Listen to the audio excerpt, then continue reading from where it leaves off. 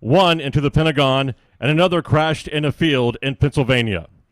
That day, 2,997 people lost their lives, 265 on the planes, 2,606 in the World Trade Center, and 125 at the Pentagon.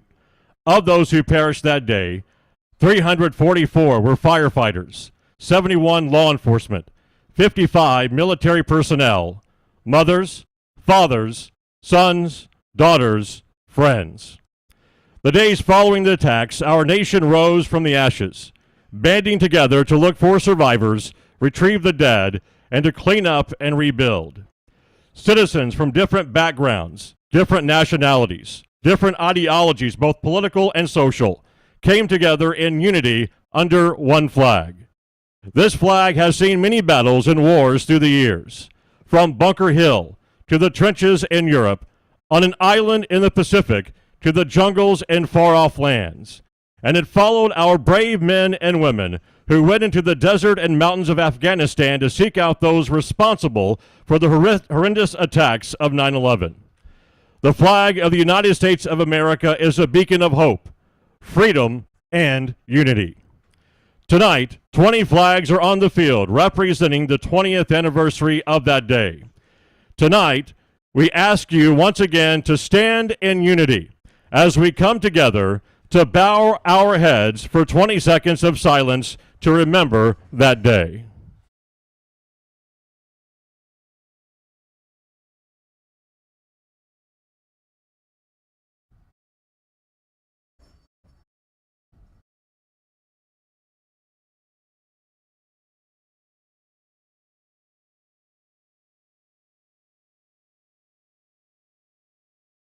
President John F. Kennedy once said, "Let every nation know, whether it wishes us well or ill, that we shall pay any price, bear any burden, meet any hardship, support any friend, oppose any foe, to assure the survival and the success of liberty." Let us not forget that day, but most importantly, let us not forget the unity we share under the Constitution, under the flag, and under one name, American. Thank you.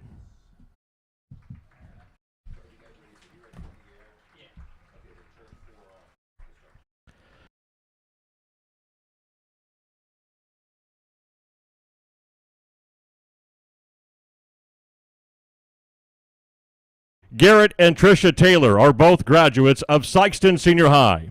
Garrett, a 1995 graduate, held the all-time season passing record for many years, passing for over 1,400 yards during the 1994 season. Garrett also helped lead the 95 basketball team to a Final Four appearance. Tricia, also a 95 graduate, was a member of the Sikeston cheerleading squad and softball team. Their parents are important members of Sikeston High School history and of this community. Steve Taylor has been a member of the Sikeston Chain Gang at home football games for 32 years. His wife, Pat, a huge Bulldog fan, is a founding member of the Sikeston Booster Club. Kathy and the late Richard Pelczynski are Tricia's parents. Kathy is an avid Bulldog fan who continues to come to games to support the teams her daughter and her son Rome played for when they were in high school. Tonight, these families ask for prayer for Davis Taylor, the 14-year-old son of Garrett and Tricia, the grandson of the Taylors and Pelczynskis, and a student at Rockbridge High School in Columbia, Missouri. Davis was involved in a devastating, life-altering accident last weekend. Davis and his family have a long and uncertain road ahead of them that will require tremendous courage. Once again, we ask you to rise and remove your hats as Sikeston Jr., Lily Hotchkiss, leads us in a moment of prayer for this young man and his family. Dear God, tonight we lift up to you Davis Taylor. We thank you for sparing his life and know that you are not finished with him yet. We believe in you for a miracle and ask that you touch and heal his body. Please be with his doctors and nurses and help them to give him the very best care. God, we ask that you surround Davis and his family and friends with your peace. We know that nothing is impossible with you. God, we also pray that you be with our football players tonight, both Sikeston and Farmington, and that you protect them from injury. Please be with the coaches and referees as they mentor these athletes into being better students and men.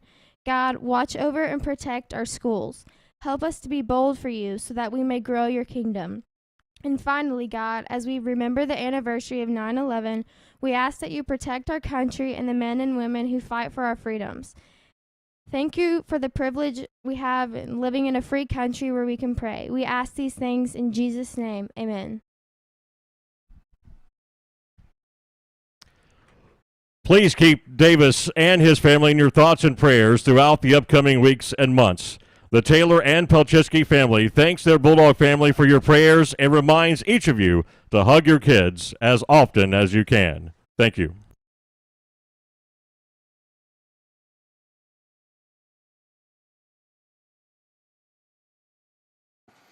Ladies and gentlemen, welcome to the Sikeston Bulldog webcast.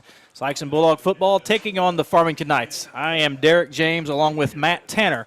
And as you've heard, if you were with us during the pregame, a lot of pregame things going on, 9/11, 20th anniversary, and one of Sikeston's own, Garrett Taylor, with his son. Garrett Taylor lives in Columbia. He's a former Bulldog quarterback.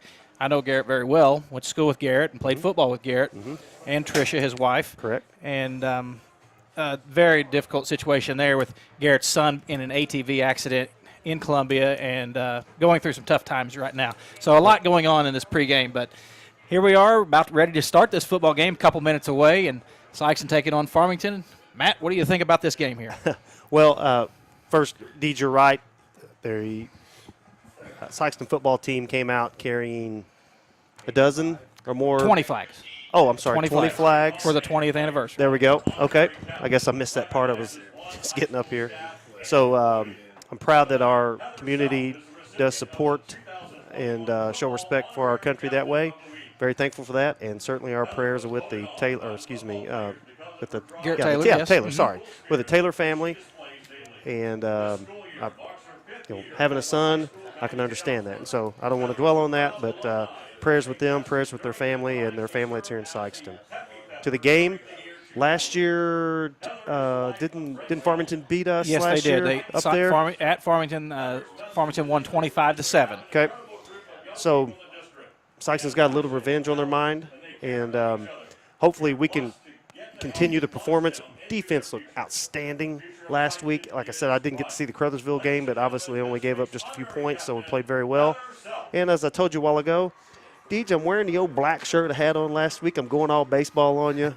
Coach Hollifield, he'd be proud. Hey, I'm not superstitious, but why change something that works, That's right? exactly right. I mean, we're 2-0. We're trying to go 3-0. It's obviously this black shirt I wore last week That had played a something. big role, I'm sure. It had to play a big role in it. Yes. Well, this game is going to be a tough one. Farmington has had Sikeston's number for a few years now. Last time Sikeston has defeated Farmington was back in 2015. So you're talking about 5 or 6 years there since Sikeston last beat these guys. And, of course, Sikeston has kind of had an on-again, off-again rivalry with Farmington for many, many years until Farmington joined the SEMO Conference, which I believe happened around 2000, somewhere in there. Farmington joined the SEMO Conference. SEMO North, I think. SEMO North, Yeah. correct. And Sikeston has played Farmington every year since then. Gotcha. But prior to that, it was just kind of on again, off again. Sikeston still leads the all-time series, even though Farmington is closing the ground. But Sikeston leads 23-20. I was going to say, I saw that article one tie. earlier. Yeah. I so, saw that. Sikeston had a pretty substantial lead there but Farmington closing the gap. This Farmington team is unlike, at least offensively, unlike most teams you'll see. They are old school. They run that 3 triple, yards in a cloud of dust. pretty much triple option. Oh, wow. Tough to defend. Very difficult, especially because nobody sees that anymore. No. It's a totally different game. Back in the old days, Well, that is what you did. You remember Hillsborough, just not too many years ran that. Yeah. And they'll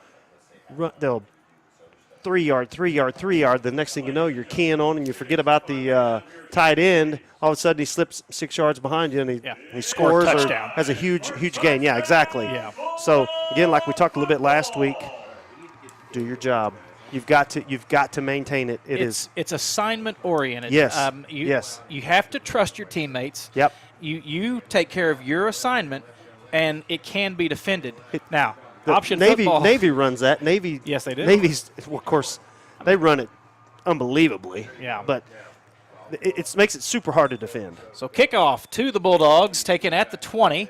I believe that is Trey Sullivan, number 34. is? I told you last week I'd start learning these kids' numbers, and I knew that one before without even looking at the program. Trey Sullivan, who we call quite a bit. He's a defensive machine. Yes. And Trace was able to bring that ball to about the 42, so about a 22-yard return for Trace.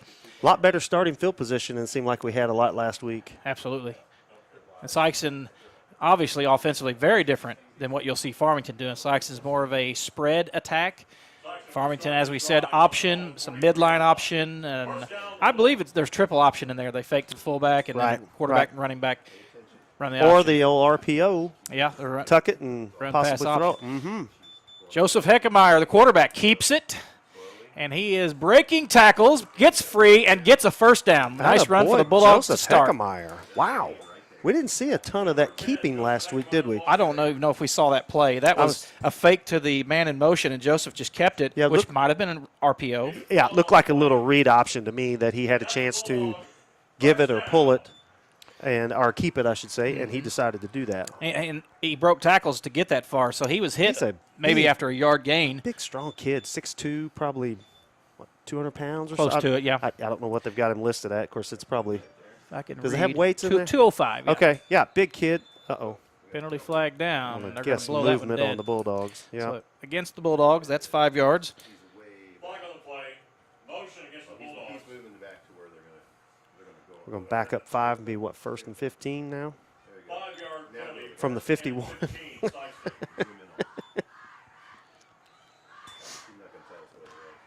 Actually, that's the 49. There's an inside joke to that. I said it was on the 51, but it's actually The 51-yard line, folks. we're not. It's not CFL. So that was an empty backfield, a quarterback counter. And there's the handoff to, I believe that is Jonathan Green. Mm-hmm. He tries to get what he can, gets about a yard out of it. That first play to Heckemeyer, my good friend Alan Sheeter, helping me with the call, says that was an empty backfield quarterback counter. No read on that play, so that was designed. I wonder. Do under previous OCs, offensive coordinators, we would script sometimes the first possession or Coach Vicker used to do that all the time. Number of plays. I knew Mark Jackson did. I don't know if Coach Atkinson does or not. Heckemeyer rolling out for the pass. Nothing there. There's a penalty. No penalty. I thought I saw a penalty. He got really close to the first down. That's the Just a little Farmington's short. yellow shoes that I got confused with a penalty flag. But, yeah, Joseph with the carry there, and he is very close to the marker. It's going to be 3rd and 1. So another big run for Joseph. That is a 12 or 13-yard gain there. It's Joseph Heckemeyer offensive show tonight right now. So 3rd and 1. Trey Sullivan in the backfield. Got a little bunch formation here, don't we? This is kind of a pistol set. Mm-hmm. That's Tilson in motion. Give to Trey Sullivan, and he's got the first down. Just gets so fast into that down, what they call running downhill. And he hit that hole quick, and just a big, strong kid. Great surge by the line, too. Absolutely. That's where it starts. We talked about that a lot last week. Your, what do they call it in the, I was going to say in the gutter, not in the gutter. They got to win the battle up front. In the trenches. Trenches. Yeah, in the trenches. Thank you. Doing a great job of protection so far with Joseph. Defensive line. Rolling out. He's got a man. He's got Daquan Tilson on the catch. Tilson brought down, tripped up right at the 16. They're going to mark him out of bounds. Another nice pickup. Great play. That is such a tough throw, turning sort of against the grain, against your body. And great pickup by Daquan. And you know what? There's a great tackle, open field tackle. Kudos to whoever Farmington is, number 12. Interestingly, we got Coach Bays on the sideline. That's his old alma mater. That's right. Coach Bays, a good friend of mine as well. Mm-hmm. He's a Farmington Knight Yes. by native. He's a Sikeston Bulldog now, That's folks. correct. That's correct. Penalty flag's going to blow that one dead, probably against the Bulldogs again, unless Farmington I say that was offsides. offsides. And Nope, it's against the dead ball Bulldogs. foul. You know, a couple of years back, DJ, maybe I'm certainly susceptible to my memory, but it seems like there would be times that the offensive team would be there'd be movement or something, and they would let the play happen. I thought that was a dead ball foul. As far as my memory goes, it's always been a dead ball foul. Of course, the defensive team, if they break the neutral zone, that should be a penalty, right? There we go. Well, Sikeston did have a man Did move. we move? So let's see. It is against Sikeston, yes. So Oh, well. one of the Sikeston, I think it was Keodrick Sherrod with the movement there, and that induced Farmington to jump. Gotcha. I just happened to see the Farmington player jump.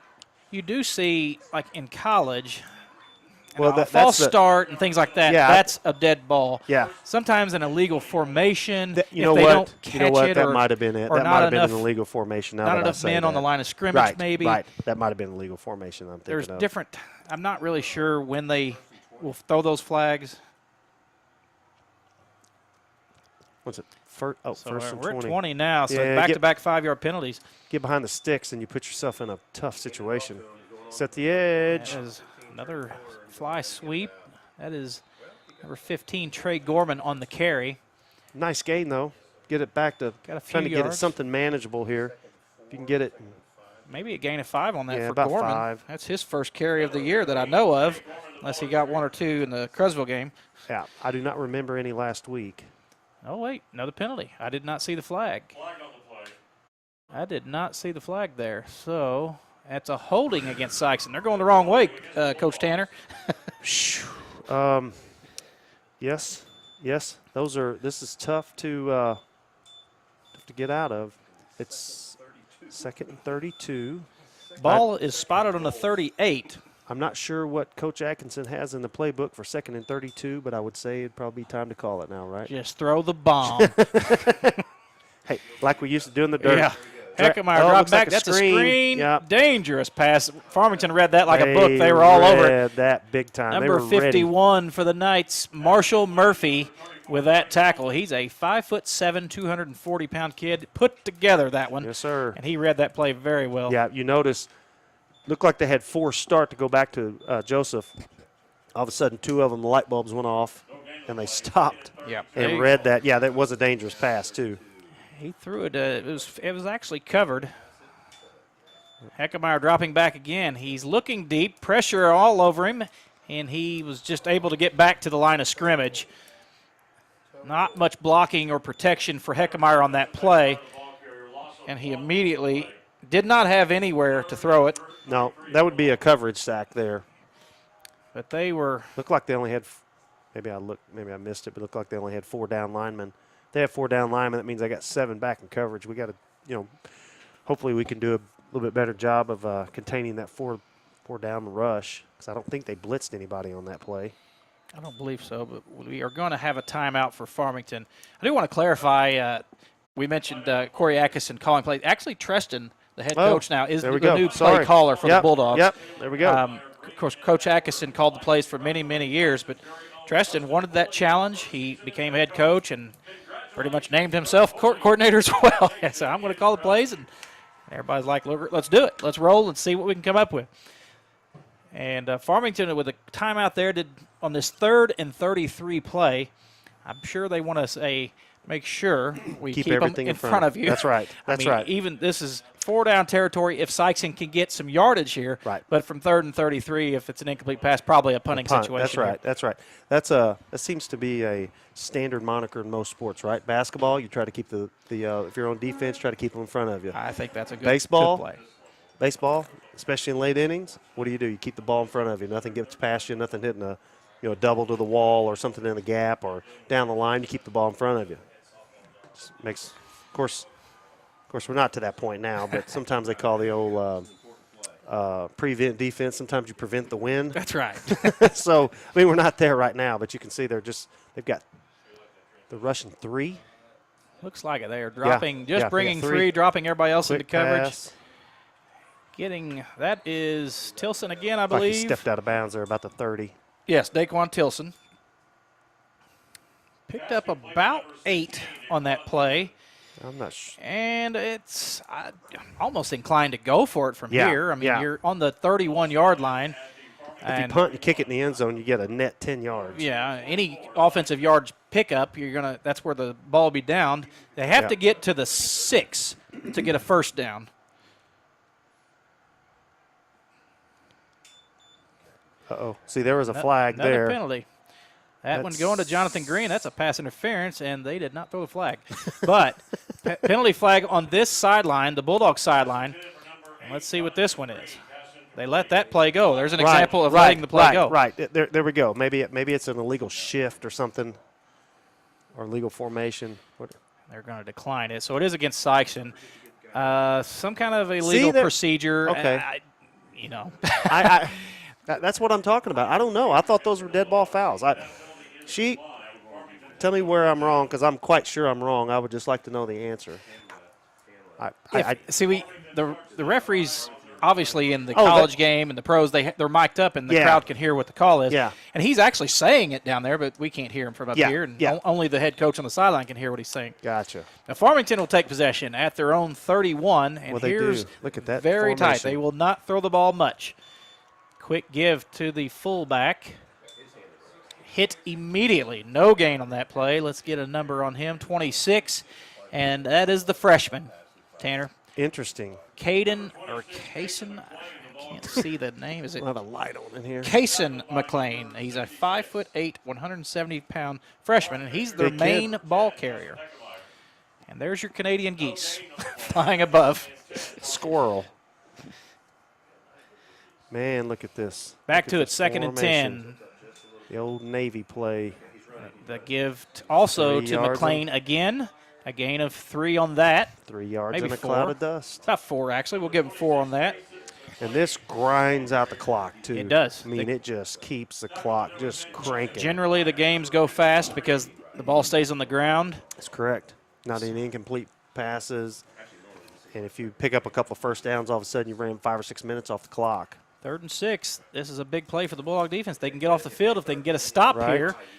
And penalty flag will blow that one Maybe dead. that's yep, they're pointing against Farmington, I think. Offsides against Farmington. So they were lined up offsides. Yep. You Back don't 'em see up. that a lot, No. but it does happen. Usually when they say offsides, they're pointing to the defense. Yeah. But that just means one of the guys that could have been a receiver or one of the outside guys or maybe a lineman was just too far over. Right. Here's a see, I get all the NFL and NCAA and high school stuff running together. Isn't there a neutral zone? It's called the neutral zone. High school? Yes. In between, obviously, where the ball is laid. Right. Neither team can be over that. The only Right. man that's there is the center with his hand on the ball. Right. Option play. He's got some space. Can Sikeston make the play? It's going to be close, and he's going to be about a yard short. So there was an example of the option, Right. a triple option play. Yes. Fake to the fullback. Quarterback ran out and pitched to And- number 14, Brady Cook. And they ran a counter, too, because it came the other way. So that was a gain of 10 for Cook. And now they want to decide what do they want to do. So it's 4th and 1. I think this may be an official timeout. Oh, I got you. Okay, so we're going to have a water break for the players. With that, we will take a quick break as well. Be right back.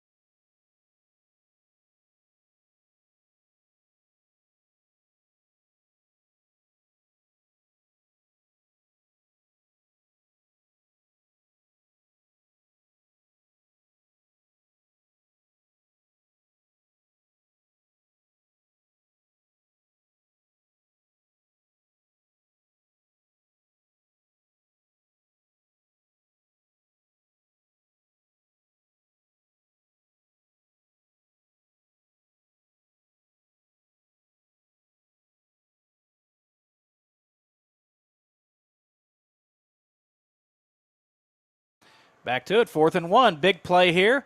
I wonder if they're going Farmington, to try to draw us off sides. Farmington, an audible there. They may try to draw off sides. They're man in Nope. motion. Quarterback keeps it. Great. Grabbed Look up at by Trey Sullivan. That a boy, Trey Sullivan. That's a great play by Sullivan. He sniffed that out quick. That was a loss of 6 and a turnover on downs. Big play by the Bulldog defense to get off the field. Loss of 6. Not only get off the field, but look at the position or the starting field position we have. Absolutely. That's a good momentum shift there. Now, Tanner, I don't know if we're ABC, NBC, ESPN, but we have our own rules expert here. And Coach Sheeter says... Is he like the guy, like the rules guy in New Jersey or something? I think so, but we're going to our rules expert. And Coach Sheeter says illegal motion and illegal shift are live ball penalties. Okay. False start is a dead ball penalty. Okay. All right. Thanks, Coach, for clearing that up because, Big hole! Keodrick Sherrod has hang on to the ball. They're going to try to strip it. Atta baby. So Keodrick rumbles down to the 6-yard line. And by the way, I nod, wink, wink. Sometimes unashamedly voice my approval for the Bulldogs. I'm not. Hey, this is a Bulldog broadcast. I'm going to cheer for the Bulldogs. I'm not going to hate on the Knights. I'm going to cheer on the Bulldogs. Give to Keodrick Sherrod again, pushing towards the end zone. Rumbling, bumbling, stumbling. He is going to be just inches short. So boy. a gain of 5 for Sherrod. It's going to be 2nd and goal inside the 1. I'm not a professional play caller, but I think we got to run it between the tackles again, right, Deej? I'm going to do the old. So. Who does that? Not Troy Aikman, but who's the guy? Tony Romo. He's always predicting the plays. Yeah, that's I'm right. going to predict running between the tackles. There we go. Heckemeyer keeps it right up the gut for the touchdown. So you called it correctly, Matt Tanner, offensive genius that you are. And you said they were going to run between the tackles, and they did with Joseph Heckemeyer with the 1-yard run to get the Bulldogs the lead. Don't you call the 1-yard run a plunge? It's definitely a plunge. It's a plunge. Yes. That's right. If I was writing an article, that would be a plunge. It would be a plunge. And by the way, I don't know if our viewing audience picked up on this last week, but Coach James, otherwise known as Deej, is our local statistician, historian guru. I can guarantee you, if you ask him about a Bulldog play, and it's good. Kick is good. That's Dylan Thornton. Well, wait a minute. Was it?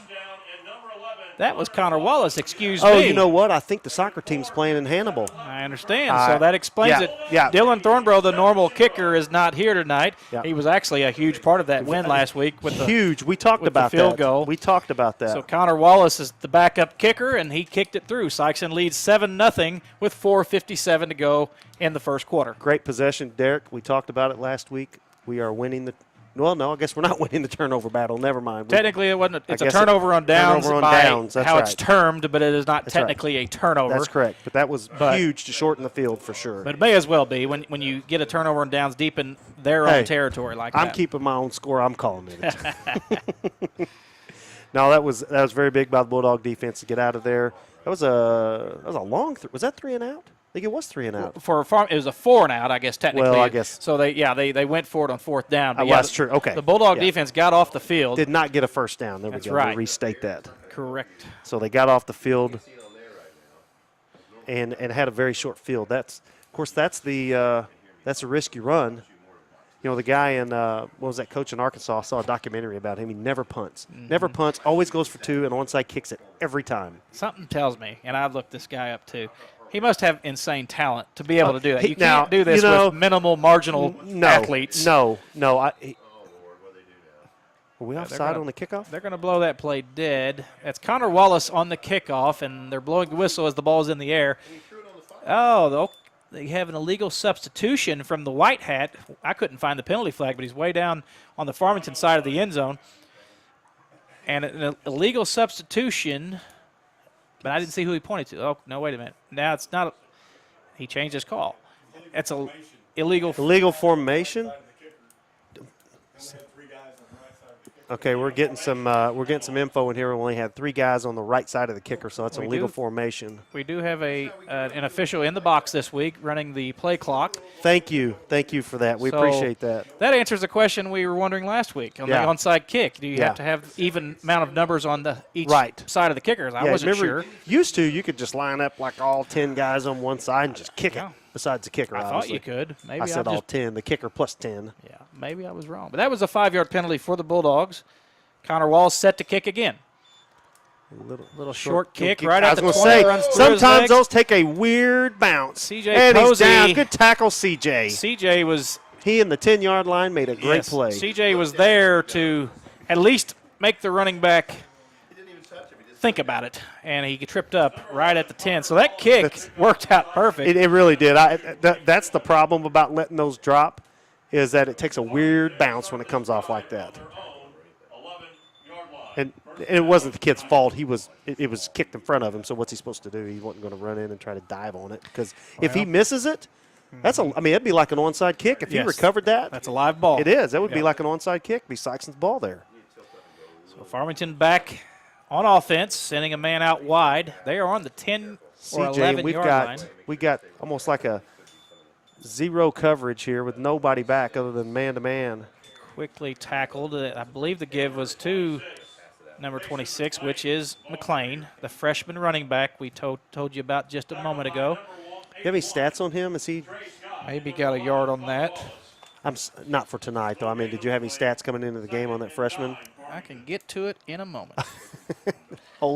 If anybody can do it, Deej, you can do it. I'm trying to keep my own stats during the broadcast. Yeah, I'm not smart enough to do that. I can barely talk and call the game at the same time. So 2nd and 9 with 4:18 left to go in the first quarter. Give up the middle. Also to McLean. So they're really wearing out the middle there. Well, that leads me to believe that they're just pounding that middle to, as I say, soften up the defense, and they're going to throw a few here. I wonder how many times they threw last week. Somebody told me they only threw 4 times. Not much. Did I dream that? Maybe. I've got some. The bank I work for is headquartered in Farmington, and I had a board meeting up there yesterday and talked to some of the guys up there, and they were unsure, but they told me about the triple option. 3rd and 6 here. Run first offense. And there's the pitch to number 5. He's got some room, and he looks like he's right at the marker. Number 5 is Jeremiah Cunningham. That's a tough play to defend. You see that quick pitch. They set the edge real quick, and he hit that gap, and he was just about broken. It was a great tackle. He is short, a yard short, and Farmington faced with another decision. Do they go for it this deep in their territory? I'm betting they go for it. It looks like they will. That was a 5-yard pickup. It's 4th and 1. Do you think they try to draw us off sides, or are they going? What do you say, Deej? I think they're going. I'd say they go to. Or they may call timeout. Yeah, Let's see. The play clock's down to 5. They're going to snap it. Wow. Quarterback sneak. Looks like he's got it. So that is so gain tough. of about 1 or 2. Yeah, good call by them. Good call. Good execution. Didn't have my Tony Romo hat on that. That's a tough play to stop just for 1 yard. The thing is, if you line up and you take the snap, kind of in the shotgun or the pistol, all of a sudden you're 5 yards behind the line of scrimmage, and they have a chance for the defense to get through. That quick snap like that with the quarterback under center, it's not easy. Don't get me wrong, but you can pick up a yard normally. Quarterback keeps it. He's got some space. C.J. Posey's got him tripped just barely. Also, is that number 10? That's Heckemeyer. Okay, I couldn't see the number. Heckemeyer also on the tackle, so they are both combined there. Gain of 9. In my naivete, I was looking at the fullback because they just hammered him. Of course, unfortunately, he didn't have the ball. Yeah, I mean, it doesn't help to tackle him if he doesn't have the football, Mr. Tanner. So 2nd and 1. They fooled me, which is not hard to do. I tell you, that's the whole point of this offense. Right. It's deception. Right. You don't know who has it. Misdirection. Yep. Man in motion they again. moved. They moved, Option and they did not to call number it. 5. And They he's moved. got a lot of space. That's Cunningham on the outside, number 81. Trey Scott. I believe it's Trey Trey the ball Scott. on the ground. That ball came loose. What are they going to say? They're going to say I guess they said he was down on the ground. he was down. What a break for Farmington to at least hold on to it. Trey Scott did not give up on the play, tracked him down, brought the ball carrier down. I sure thought he stripped it, but 33-yard run. we're a long way from here. But I saw the ball on the ground, and he was probably down. I'm sure they got it correct. Boy, it looks like that pitch right again. side's moving quick. Look at him. He's got the cavalry ahead of him, too. Is that Trey Scott again on the tackle? Oh. And that was Brady Cook on that carry. They are getting, to the second level, you don't want your linebacker, or you don't want your D-backs leading your team in tackling, because that means they're 10 yards up the field or so. 14-yard gain that time. And now we're seeing all those runs up the middle. Right. That's what I mean. You get that defense thinking. Well, they just keep pounding away, and now they're hitting the outside, and you see why they do that. It's kind of a process. Yes. Yep. It's not one possession that they're thinking of. Quarterback option to now number 5. That's Cunningham again. He's going to get in the end zone on that one. So a 21-yard touchdown for Cunningham off the option play. They fake to the fullback, come outside, and Sikeston is not reading that well on that drive. Looked like we had the play strung out, but they had one blocker on one man, and all of a sudden he just turns. He turned his guy inside, and the running back saw it and read it, went outside, and went in untouched. Great offensive play. Got to give them credit. Very well designed. Is this the same coach that they've had for several years? For a few years. What was the guy's name that was there kind of when we had our heyday back, 10, 11, 12? I'm not sure. They had some That's different good. guys. Okay, so it's probably a different coach, I'm guessing. This is the kicker was Brady Cook on the extra point. That ties the score 7-all here with 1:11 to go in the first quarter.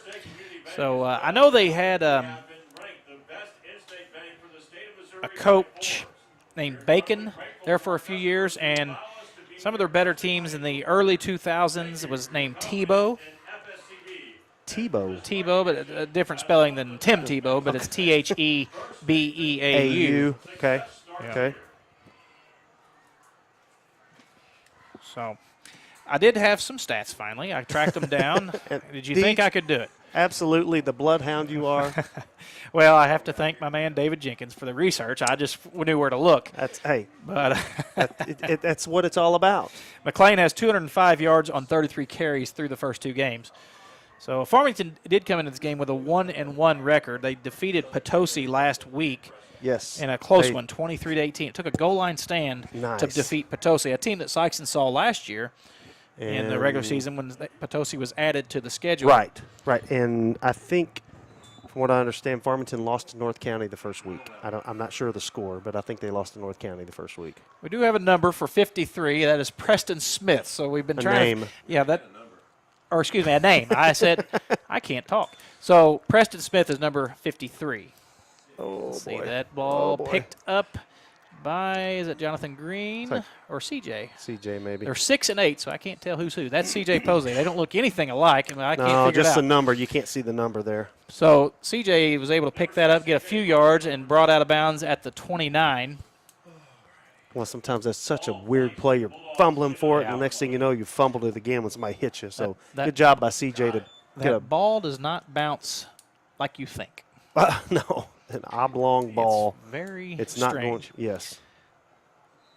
Good job by CJ to get a. Even the greatest players in the world have trouble reading which way that ball's going to bounce. Absolutely. Heckemeyer to the shotgun, man in motion. That's Jonathan Green in motion. He fakes to Green, and it could have been that design just play. Could have been again. A design play that Sikeston ran the first play of the game. Yeah. And it's under a minute now in the first quarter, 7-7, all tied. Gain of 3 for Heckemeyer. We're under a minute, as you said. Joseph. Heckemeyer, a little limpy coming off the field on that one. They're going to bring in Jace Riddle, the backup quarterback. Not sure. He's favoring that left leg, maybe. Hopefully it's nothing major. Hopefully it's And that snap gets away from Riddle, and he's brought down for a loss. Tough to come in and just cold like that. Yeah, that's a tough gig for anybody. But even that was a low snap, so hopefully, I'm not sure if he could have handled it anyway. I can't tell if he's trying to stand on a twisted ankle or run off a cramp sometimes. Hopefully it's a cramp. That will bring us to the end of the first quarter. Yeah. We're tied up 7-7. Sikeston now with a 3rd and long, 3rd and 14, heading into the second. We will be right back.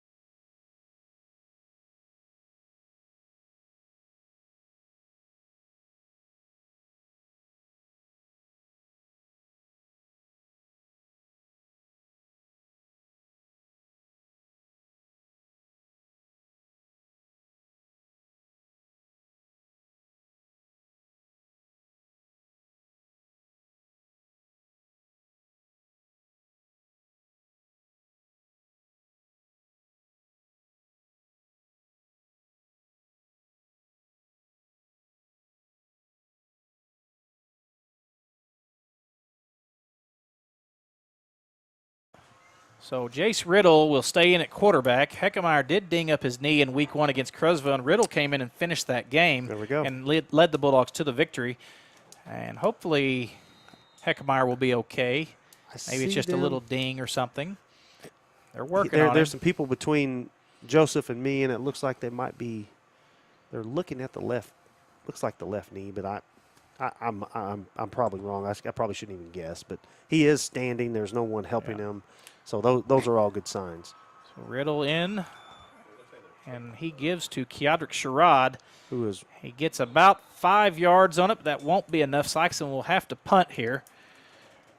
And who is the punter? I guess Connor. Probably is the Connor Wallace again will be punting as he also kicked. Yeah. Wallace was the punter as a freshman a couple years back. I didn't remember that. I don't think he was the regular punter, but came in these situations when right. I can't believe. I think it was Dylan again back then. I can't remember. Dylan has kicked and punted for a few years now. Dylan's a senior. Whew. High snap. Wallace is able to get it and get it off. So end over end punt. That gets a Bulldog roll. I was going to say, I wouldn't be unhappy if that happened to just glance off of Farmington Knight. That was a 24-yard punt for Wallace. Snap was a little off. He had to quickly get his feet set and get it off. Kind of throws the whole timing of it off, doesn't it? And he got a good roll out of it. So yes. The ball is across the field. Sikeston defense back on the field to try to slow down this Farmington option offense. Man, they are tough. It just wears you down. Yeah, we're just early in the second quarter, and we talked about it. It's assignment. Stay home. Unless you know for sure he's got the ball, you got to stay there. Keep yourself in the play. Quarterback pitches. They have a lead blocker out there. And I believe that is Jonathan Green. Yeah, that gets the running back great down. open field tackle. Sure looked like we had that strung out, and the next thing you know, they're up the field for 8 yards. Cunningham with 8 on that play. So they are running the triple option. The quarterback will pitch, and they're running a lead blocker out there. So that's right. why it appears we have people there. It's strung out, but that lead blocker is able to take a man out, and that gets you an extra few yards. Right. So right. 2nd and 2 now at the 46, 10:35 to go in the second quarter. The pitch to the man in motion. Quick pitch. He's got room. Another first down for Farmington. So Farmington offense is starting to get it figured out. And the Bulldog defense is reeling.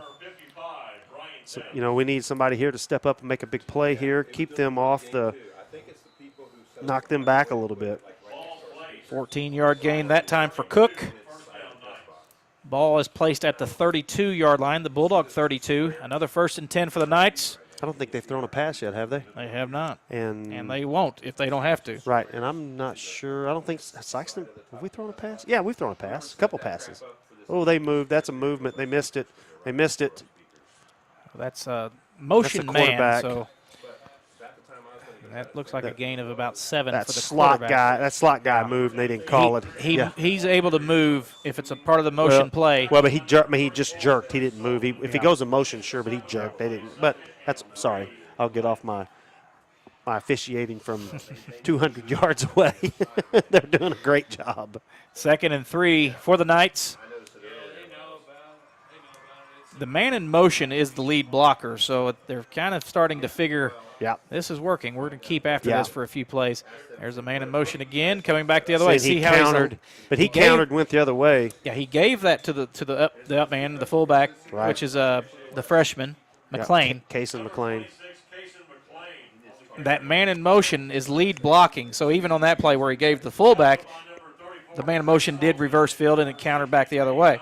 Man in motion wasn't there a song called Man in Motion? St. Elmo's Fire? I'm not sure on that. You got me stumped. Ooh. I know Man on the Moon by REM, but I don't know about Man in Motion. Oh, yeah, Man in Motion. I'm going to have to look it up now. Oh, as I say, Deej, what's my favorite saying? Illegal? Only if we had a device. Oh, if only we had a device that we could look these things up. They brought the chains out to measure it, and they did get the first down. That was McLean on the carry, gain of 2. I thought your favorite saying was illegal. St. Elmo's Fire. John Parr. That's it. Yeah, Man in Motion, St. Elmo's. It's St. Elmo's Fire. with parentheses around man in motion. Or maybe it's the other way, but it's by John Parr. So 1st and 10 for the Knights at the 22. I would sing, but there might be an FCC violation or something with me doing We would that, be pulled off the air, I believe. Yes, immediately. They give to the fullback, McLean again. We're getting comments over here from the Peanut Gallery about my singing or lack of singing ability. And now Thanks, Mr. Beidler. Appreciate you. that was a gain of 7, I believe, or 6. And you're starting to see the middle wear it down a little bit. Sikeston maybe, oh my gosh, we got to stop the outside. Well, let's hit them up the middle. Right. So right. I am a fan of the triple option. I always am. Have been. I am too. I love that kind of football. It's I suppose I do enjoy it, but fan friendly, so to speak, would be line up and throw it 42 times, and but it is super effective. The quarterback kept that one, and he's brought down at the 2-yard line. So another first down for the Knights. Gain of 13 for this the is quarterback. how a team such as a Navy could theoretically compete with a much superior athletic team. They do every year. Yeah, It's yeah. incredible to Yeah, me yeah. that the Naval Academy can go out there with far inferior talent Yes. against these people they're playing, including my favorite school, Notre Dame, and compete Well, with that would them. be about equal talent there. Oh, don't make me take this headset off. That's a touchdown for the Knights. So that give to McLean. And Farmington offense is really Yeah, they're clicking right now Clicking. for sure. Yep, looks really. That's so tough to defend. I mean, I'm confident that Coach Pulley and the rest of the coaching staff knew this was going to be a tough team to defend, a tough offense to defend. Didn't we try that? Didn't we go the triple option a few years back with when Coach Gibbs was here, or was it more of a? We went to a tight set. Oh, that's right. That's right. It wasn't Double wing. It wasn't. Double wing. Yeah, double wing, Yeah. kind of double wing, double tight. Yeah. It wasn't technically a triple option. It was that's right. just toe to toe. And I tell you this, I remember how this all played out. That was Ernest Fobbs. It was like Yes, his Ernest senior Fobbs year. and Victwan Riley were on that Yes, team. yes. And they were both 1,000-yard rushers Mm-hmm. for the Bulldogs in the same season, which had never happened before that. This is some years back, maybe 6 or 7 years ago. But Seemed Sikeston, like they were, 2015 or 16. Sikeston was a spread team and just wasn't having a lot of success, offensively that year. And Jackson was coming in, and Jackson was starting to become this power. Yes. That they've now become. Yes. They were really pretty much in the thick of it at that time, Yes. and maybe not quite as good as they are in the last couple years, but Right. they were really good. They Best were team in very the area. good. Yes. Well, they came in, and I think Coach Gibbs knew that it was going to be a tough battle that night. Yep. So for leading up to that, they had been working on this double wing, double tight, just to throw Jackson for a loop. And Wasn't it tied at half? it was or- Jackson was ahead 7-0 at Okay, the half. okay, there we Where go. I knew it most was- people thought it was going to be a blowout by halftime, Right, but it was right. 7-0. Well, because we held the ball. I mean, time of possession Yeah. was probably of the Yeah. 24 minutes. I bet we had it 18 minutes or something crazy. So Coach Gibbs told me after the game, he said, well, and it ended up being a lopsided score, but It Coach did. Gibbs told me after the game, well, we made them mad for a half at least. That's right. That's right. Kickoff to the Bulldogs. Trey Sullivan did not take it. That is C.J. Posey, I believe. Yes, it is. That's a good C.J. on block. the run. He's got some room, and he's brought down at the 38. Good open field So tackle. nice return there for C.J. Yeah. And the Bulldogs have decent field position starting out on this drive, so the That- Bulldogs will have to answer Yes. to stay in this game. That doesn't seem to be. Now Joseph is back in, and it does look like he's got some tape or something on that left knee. So hopefully he's okay. Looks like we got trips to Joseph's right. Trips right. Sikeston has been using the motion a lot. Tilson is the slot man. And no motion that time, but the pass is to Tilson. Oh, good block Nice on the blocking on the outside. Absolutely. That is Connor Wallace with great Great blocking, block, Connor. which Great block. allowed Tilson to get about 7 on that play. Yep. All because of Connor. Great block. Quick hitter that time, a little kind of a, not really a screen, just a quick hitter to Right. Tilson. Right. And Because a it gain was of a 7. that was a forward pass. Looked like to me. Yes. Remember last week we threw that lateral and we missed That's it. right, and backwards jumped on it for a lateral. fumble. Mm-hmm. There's Tilson in motion. And bobble on the snap. They does get it off to Keodric Sherrod, and lucky just to get to the line of scrimmage. No gain on the play for Sherrod. And now that'll bring up 3rd and 3 for the Bulldogs, right at the 45-yard line. What do you think, Deej? Is this 4-down territory from here? I'm going to say we're going to pick this up. I don't think we have to worry about 4th down. I'm going with the 1st down here. Oh, a man of faith, eh? Yeah, hey. I always look at things as I say through my red and black shaded glasses. I can't help it. That's just who I am. 3rd and 3, big play here for the Bulldogs. Farmington trying to get off the field here. Fake to Sherrod. I'm not sure if that was designed that way, but that's how it played out. And Heckemeyer is going to be a little short. It's going to be 4th and 1 for the Bulldogs. Maybe even less than 1. Yeah, a gain of 2. I'm not sure if that's how it was designed. It looked a little discombobulated. Yeah. And it probably ended up being a fake to Sherrod, and Heckemeyer kept it. So Sikeston's going to call timeout Coach here. Pulley's going to talk about this one. 6:24 to go in the first half. Sikeston faced with a 4th and 1. Stay with us. We'll be right back.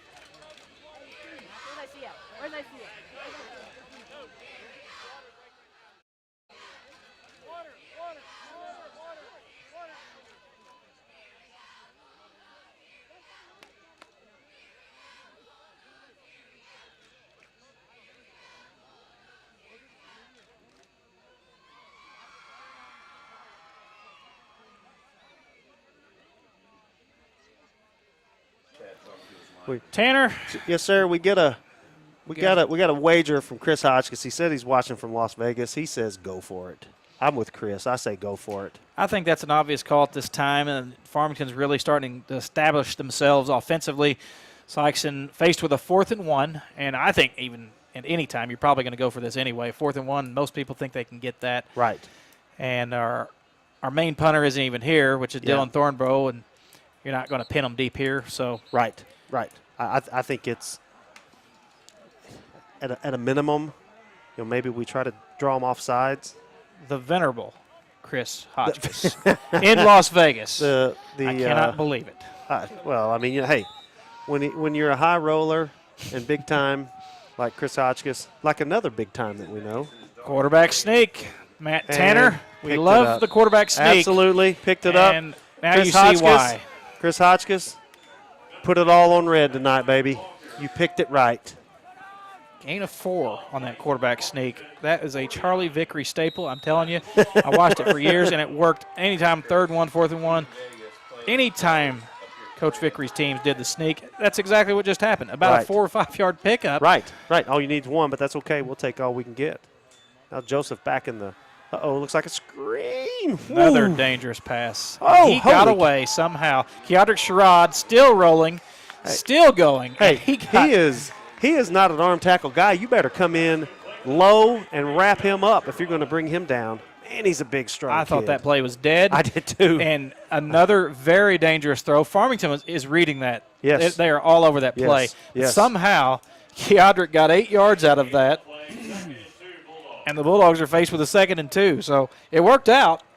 But I would be leery of that play again because that's twice that Farmington has read it. Oh, man, let's don't go to the well again. Sherrod on the carry right up the middle. Looks like he's got the first. Very like close to it. Down, or marked him. Yeah, they're calling it first down. He did get it, so a couple yards there for Sherrod. He's up to 45 yards rushing this game. That'd be. What did he end up last week? Do you remember? Was he short of 53 or so? Yeah, after, of course, against Crowsville week 1 had a 205-yard game. So a big debut for Sherrod. Dexter's defense a little more stout, although Sherrod did pick up some big runs in that second half. We talked about that. It might have been only 53, but we had some big yardage, some big plays late to keep the chain moving. Out of the shotgun again. Another quick hitter to Daquan. He drops it. And they're going to whistle it incomplete. So for the benefit of Sikeston, that's incomplete. Yeah, probably Otherwise, so. there would have been a lost yardage there. Tilson tried to pick it up and run and couldn't secure the pass. That was set up as well, just like earlier when Tilson did caught you see? Yeah, Jonathan Green made a really nice block. Just kind of took his man, the momentum, and just pushed him with his momentum. And Daquan had the first down, or probably had some positive yards for sure. Bulldogs work hard in practice on their edge blocking with receivers like that. And again, that was set up if the pass could have been caught. There's Sherrod, moves, good moves up the middle. Gain of 8 for Sherrod right up the middle. A nice change of direction to elude a tackler. Maybe a gain of 7. We're going to mark it back a little bit. So it's going to be 3rd and 3 for the Bulldogs. Well, Haji now tells me he's out there on a work trip. Oh, So, come on. Yeah, hey. Come on. Come on, Haji. 3rd and 3 now. Sherrod again. He's going to have to break some tackles, and he's doing it. Nice block by baby, Jonathan Get a Green. block behind you. And a Atta touchdown baby. for Sherrod. 32-yard run. Jonathan Green with a fantastic block, cracking back, springing that for the touchdown. 32-yarder for Keodric Sherrod. Dominic Mullen was leading the way. He had a guy behind him, and he obviously didn't see him. That's why I was yelling, turn around and block him. I knew. But hey, he got in. He got in. Great job, Dominic. Way to lead the cavalry to the end zone. Obviously, he got in without Dominic's block up front there. And, of course, you don't want to risk anything either where you get an illegal block called or anything like that. So it worked out. And I'm telling you, I can't talk enough about that block by Jonathan Green. That's what sprung it. Keodric would have had a nice run anyway, but the block by Green sprung the touchdown. Very nice kick there. Atta baby. And that's a beautiful kick. Connor Wallace. Connor Wallace ties the score. It's 14 apiece with 4:16 to go in the half. Well, Deej, we're talking about rushers and all this stuff. So all of a sudden, I get this old head named Brad Pride texting me now. He said he was the 5th leading rusher his senior year, which was 1984. Behind Dennis Bean, Damon Bill, Ken Latham, and Vince Howard. He said because of the Vickery QB sneak. He said he was Let me see. right there. Atta boy, Brad Pride. Lost it. Oh, well. Brad Pride. He is my hero. Did I ever tell you that? You haven't told me that. Brad is my hero. Brad is the guy that can play golf 2 times a year and come out and about shoot even par. He's the kind of guy that kind of makes you sick. One of my very dear friends. Okay, I haven't. I'm being corrected on some of my incorrect terminology, and I'm fine with that. I don't mind being wrong. And our expert at home, Coach Alan Sheeter, who is actually on quarantine. That's why he's not at the game. Yes. He's watching our webcast, and I'm getting a lot of expert feedback from the man at home. He's critiquing us. Is a peel back, not a crack back. Because that's a penalty. Sorry, sir. Well, I'm fine with it. I know I don't have all the correct terminology, but I try. So that's right. Connor Wallace to kick for the Bulldogs, who just tied the game 14 apiece. What do we say? Everybody's a critic. Oh, yeah. Alan and I are good friends, too. We're just giving him a hard time. Alan, get better soon. What was little pooch? Can we say pooch? Yeah, a little pooch kick there. And I will interject something real quick, and I will stop trying to hijack that, but I'm very sorry to Alan and his wife for their recent loss. My prayers are with you as well, and Godspeed on your recovery too. So I hope you get better soon, Alan. My sentiments exactly, and well said, Mr. Tanner. So the Knights are now facing a 1st and 10 at the 36. Sikeston just tied this game. It's 4:15 to go, so plenty of time for Farmington. We got to get this. Oh, that a baby. Good stringing out there. Held that to a short run. I'd like to get them off the field. And, of course, they get the ball at half, too, don't they? Because we got the opening kickoff. Yes, they will. So a couple yards on that play by Cook. Sikeston defense will try to get off this field. Interesting statistic, Deej. Alan and I have known each other since we threw apples at each other way back in about grade school. So, well, I've known him a long time as well. Maybe not quite that long, but fumble. Sikeston point that they have it. And the official still don't see an official call. I don't see an official call, but they're changing sides, so Sikeston will have the ball, right. it looks like. This would be big if we can push this baby in the end zone. I never really saw an official. That's why I said I kept Point, looking but around. Sikeston with a huge break right there. I'm confident that they pointed. I just missed it. So 1st and 10 for the Bulldogs at the Farmington 40. Great field position with 3:35 to go in the half. Great opportunity for the Bulldogs Absolutely. to take control right Short before the field. half. Short field. Go in up 7. I'll take it right now. Penalty flag already thrown, so that one's dead. That's 5 yards against the Bulldogs. Movement. I thought we called that traveling in basketball. That is a travel call in basketball. And I know the terminology there. It's not walk. It's traveling. That's correct. But everybody in the stands thinks it's walk. Hey, I'll tell you, even as a coach, though, on the sideline, no, walk. you scream walk. I say it too. Yeah, you just say it. It's short for traveling. Coach Sheeter said pre-kindergarten. Pre-kindergarten. Well, we're going way back. He was probably pre-kindergarten. He's a couple years behind me. I was probably kindergarten. Alan and I have a long history, and I consider him a very good friend. Absolutely. We played a lot of baseball together back in the day. Long time Bulldog coach. Absolutely. He's been on this staff since the late 90s. Hey, uh-oh. Sherrod with another just run up the lowered middle. his head down. He gets a lot of that back, the penalty back, and then an extra 6. And so some. Yep. an 11-yard run for Sherrod. He's calling out. He's spent. He's pulling on the jersey, coach. That means I think he needs a breather, but he's going to stay in there. He's up to 95 yards Wow. already. Of course, 32 on that big touchdown just earlier. Heckemeyer, the quick screen. And he had to go to his down. knee, Yeah, so that's yeah, going to be down yeah. where he caught it. You almost would, just if you have your wherewithal where you at on the field, in high school and college, your knee hits the ground, you're down. That's right. You almost want to knock that one down if you have to Right. go to your knee. Right. Because the clock will tick, and on top of that, you lose about 4 yards. Right. That's just an instinctive play. It is. I mean, it's you catch everything. yeah, exactly. You catch it, and that's no knock on him. He's just doing, like you said, instincts. You catch it, and You practice to catch it. You don't that's practice it. to knock You it down. don't- It's 3rd and 9 for the Bulldogs. Exactly. Heckemeyer, Trace Sullivan behind in the backfield. Jonathan Green in motion. That play busted up from the get-go. Yeah, Never got off. It was They read that one pretty Yeah. quick. You could see their safety scooting in. They figured that was going to be a run. Sikeston did not. Surprised. That play, something went wrong on that for the Bulldog offense. So Surprised Farmington didn't call timeout. And did I just? that the loss of 1 there. So Sikeston's faced with a 4th and 10. We'll call. Sikeston's going to run this down and call timeout. That's what I would say. So they're going to run this down probably to the 1 second on the play clock. Yeah. It's now at 9 seconds. The game clock is right at 2 minutes now we're under and 2 ticking. minutes. Yeah. And Treston, Coach Pulley, will call timeout here with 1 second to go. I believe Sikeston will probably punt here and try to pin Farmington. It's a 4th and 10. I would probably agree, Derek. That'd be my guess too. Well, I think we're going to stay on the air through this timeout.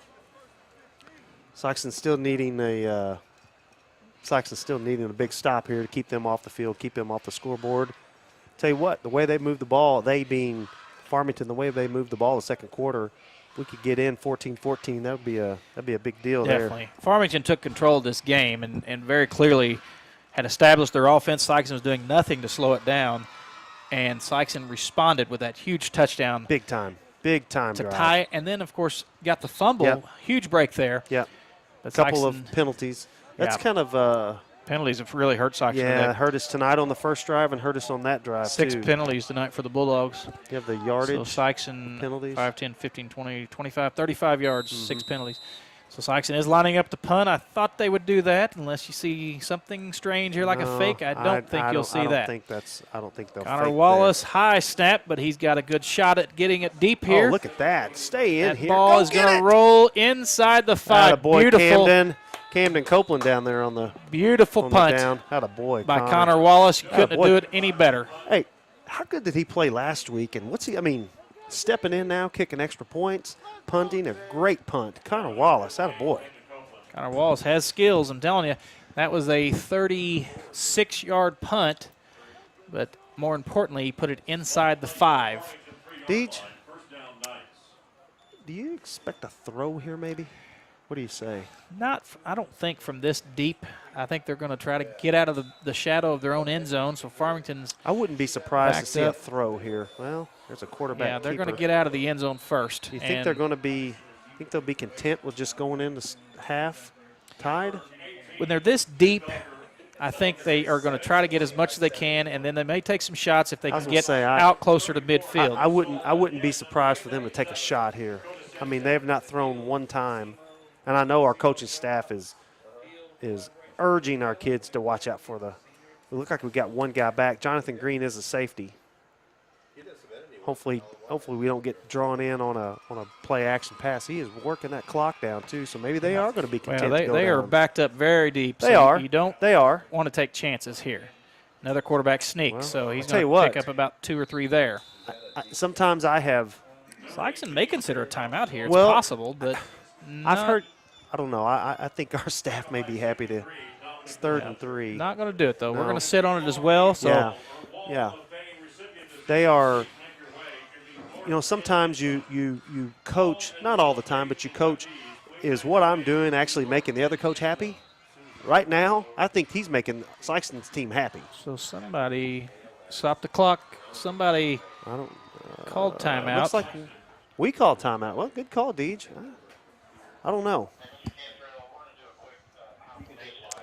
Not. I believe it was. Did Sikeston call that timeout? We did. I We didn't did. see. Yeah. So I suspected that was a chance. It's 3rd and 3 for the You did. Knights. The ball is on the 10, but they're a long ways from them scoring. If they do get a first down, albeit a short first down, if they just get a few yards to get the first down, they still have to go the length of the field. So it's not a bad strategy to call timeout there. If they don't get this play, you call another timeout unless Sikeston's out of it, we're I out. think. Yeah, Which would take it to the half, unless it's a throw. right. That's. I wouldn't be surprised for Farmington to try to throw this. I just would not. Well, I don't think they will with 40 seconds. Well, they're going to throw it down the field. Well, then they're going to have to punt. I think they're just going to run the clock out here. I'll defer to the in-booth genius. So Genius. I'm just going what I think will happen. all I'm waiting for is my telestrator, and I can't even get a telestrator The czar around of the here. telestrator, That's Matt, right. Matt Tanner. The czar. Another sneak maybe. Let's see. Nope, he's going to toss it, and they're going to get a first down out of this. That is Cunningham. Ooh, they got to get him down. Okay, so Cunningham gets about 7 or 8 I think there. they'll just run this one out. Well, I guess the clock does stop on the first down, and then it'll start and you cranking. see that? It's almost like he stayed in bounds on purpose. He did. That's interesting because they got the first down. I mean, you got options here. So it was a gain of about 7 for Cunningham. Deej, when you say czar, is that CZAR or TSAR? I was thinking CZ, but we could go other way. TS, isn't that a Russian czar? Or I is it- believe so. I don't know. Clock is ticking. It's now at 15 seconds. They do have to snap it, and there's about 8 seconds on the play clock. just So last play, 5 and seconds. let's see if Sikeston can make a tackle. He has got a lot of space. Sikeston has got him hemmed on the got him sideline. pinned in, and He's he- actually going to be out of bounds. The clock will stop. 2.4 seconds left. You throw it from here, Deej? No, you don't. You just keep doing what they're doing. I think they are to throw it. I think they're at the 40. You got to throw it downfield. Brady Cook with that carry. He got about 20 yards on that play. Hope they don't run the old hook and lateral. You know why you don't throw it? Because a few years ago, Sikeston was playing Popper Bluff. Do you remember that? I was here. I do remember that game. That was the last play of the game. Last play of the game. It was about the same situation. It was on tied, I yardage. think, wasn't it? Yes, it was going That to was overtime. CJ Council. CJ Council. That's it. When I said CJ, I was like, not CJ Posey, but it was CJ Council. So Bluff Picked it. lined it up with about 3 seconds to go, tie game from about this distance. They launch a Hail Mary, and Sikeston picks it off, returns it for a touchdown I to was win what, the game. 80 yards, 70 yards, something crazy? Another toss sweep to They're content to Cunningham. run. Whew. There's a Uh-oh, penalty flag down. That'll That's blow it dead. Yeah, I'm not sure what they're going to call that. They threw 3 of them. Is that a Joseph took 4 that, penalty flags on the field, so everybody saw it. Yeah, I And don't know if is that a crackback block. I didn't see That could have been it. one of those crackback blocks I was just talking about because Heckemeyer really got laid out on that play. He did, and he's holding his right hand. Let's see. a So little a bit. personal foul. Yeah, personal blocking below the waist. leg. Blocking below the waist. Yeah, yes, that's what they call. That's a 15-yarder. Can we decline it and take it on the kickoff, or just decline it? Looks like blocking So, below the waist. Penalties Decline. So Half. that brings us to the half. There we go. I'm sorry. It seems like I'm reading something, but I'm watching the white hat on the field kind of spell out what's going on. Looked like we declined it and went to half. So, ladies and gentlemen, we have a tie game. It's 14 apiece. Good job, Sikeston Bulldogs. and Farmington. And looked like Farmington had control. Sikeston responded back with a great drive, a huge run by Keodrick Sherrod. And we will take you into the half. We will take a break for a little while. Hall of Fame ceremony is tonight, inducting the 2016 Bulldog basketball team that made the Final Four that year. Took Vashon to overtime and ended up losing in the semifinals. What an absolute thriller of a game. And also the cheerleading squad from 2016 is getting inducted, and maybe a few There others. was one. Mitchell Garner, I think, was one. Skills USA is being honored on the wall. Mitchell Garner being honored. 16 boys basketball team. Mitchell Garner for his wrestling career. Correct. Cheerleaders. Okay, The I guess that's cheerleaders. it. There we go. So we will let you enjoy the halftime festivities. I myself have to go down there, so I have to get off the air. Congratulations there, Thank Deidre. you. Thank you. We will be back at the end of the half. Absolutely.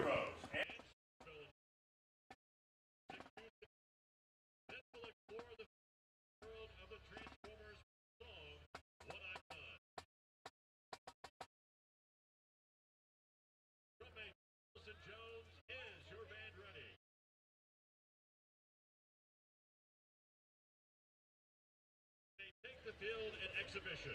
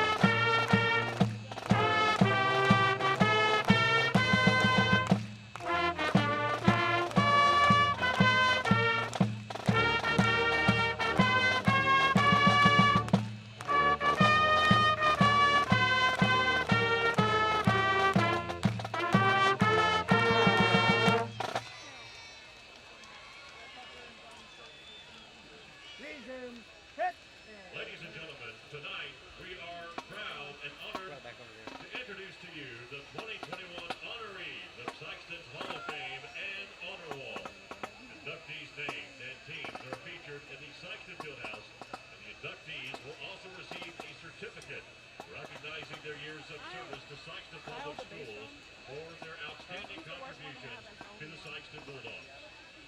First, we'd like to recognize the following honor wall team for its outstanding achievements and meritorious service to Sikeston Public Schools and the community. Skills USA.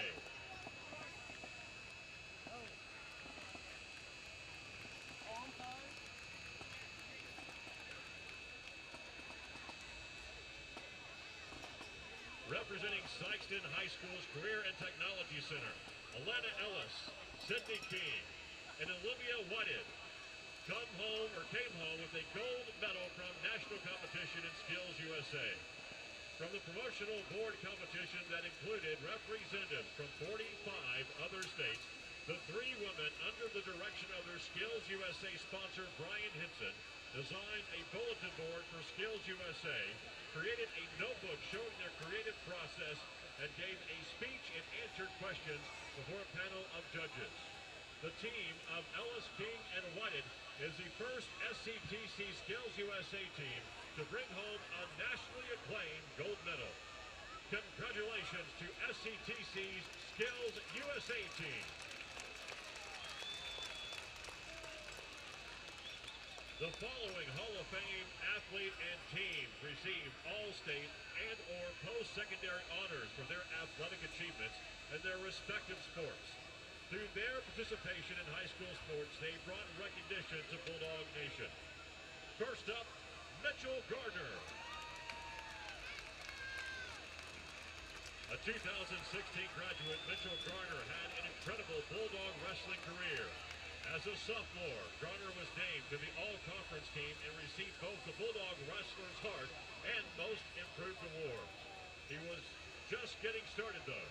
In his junior year, he compiled more honors. Tiger Classic champion, third at SEMO Conference, second at Districts, All-Conference, state qualifier, and once again, the Wrestler's Heart Award.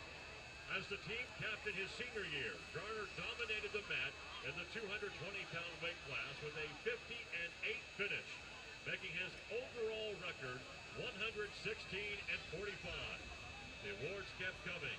Third at Tiger Classic, second at Hillsborough Tournament, third at 141 Rumble, SEMO Conference champion, All-Conference, District champion, and fourth place medal at state.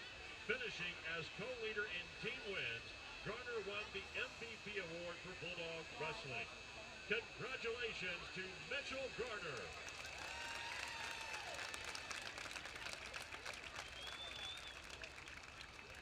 Next up, the 2016 boys basketball team. Exciting and fast-paced perfectly describe the Sikeston Bulldogs 2016 basketball team, who brought home a fourth-place finish in the Missouri Basketball Class 4 tournament. Led by outstanding seniors, the team bulldozed through the conference and claimed another SEMO Tournament championship. In the district championship game held in the Fieldhouse, the Bulldogs faced their arch-rival, the Cape Central Tigers, who had defeated the Dogs earlier in the season.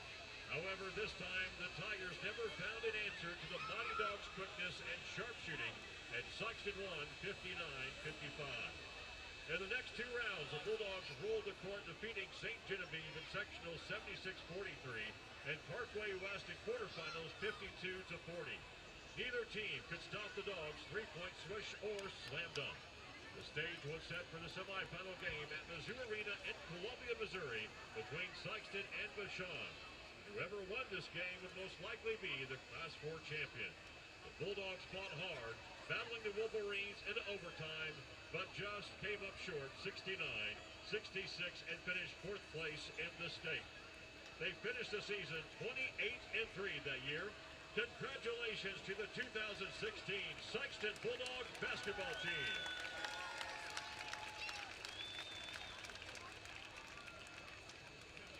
And finally, the 2016 cheerleading team.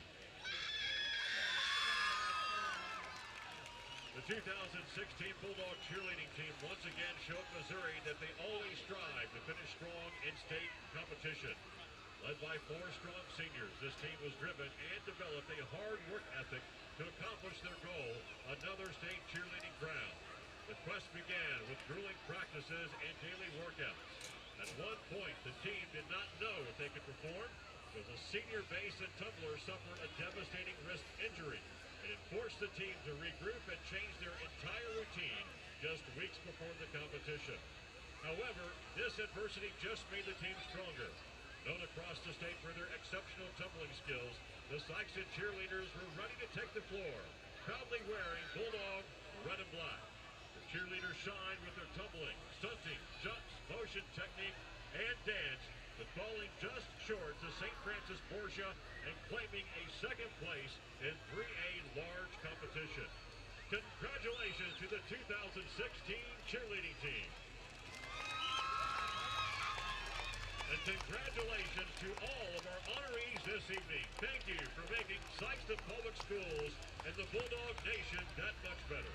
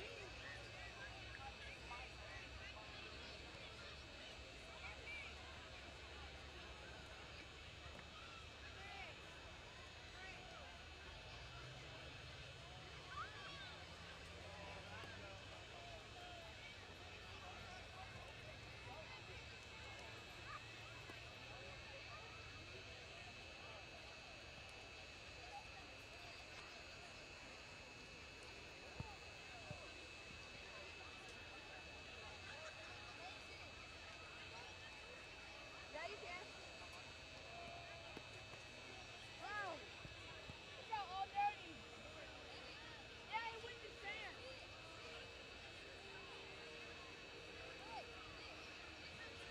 Oh.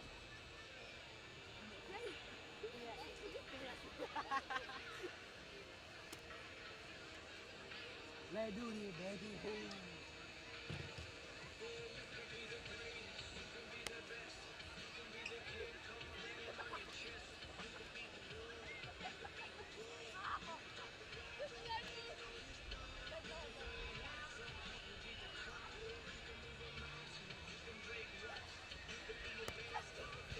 Get that shit out of here!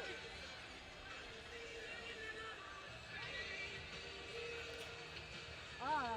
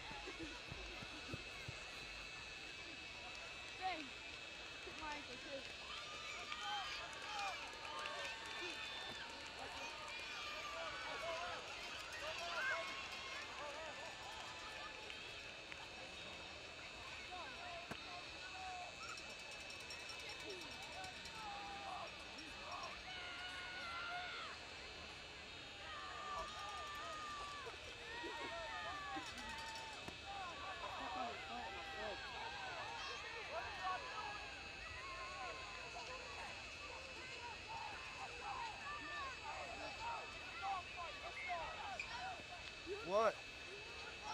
No, I'll tell you this one. Here, come on, here's the stuff. I never mind that time. Give me that good one. Who's this mic for?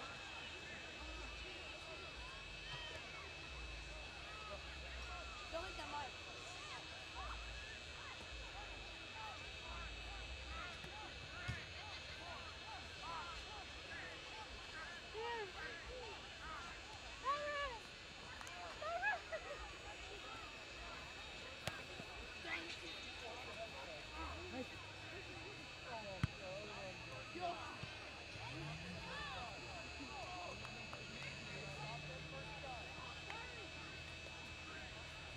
There.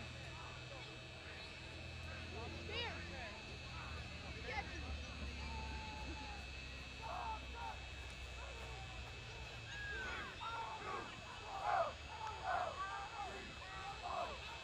Hey, water boys, hey.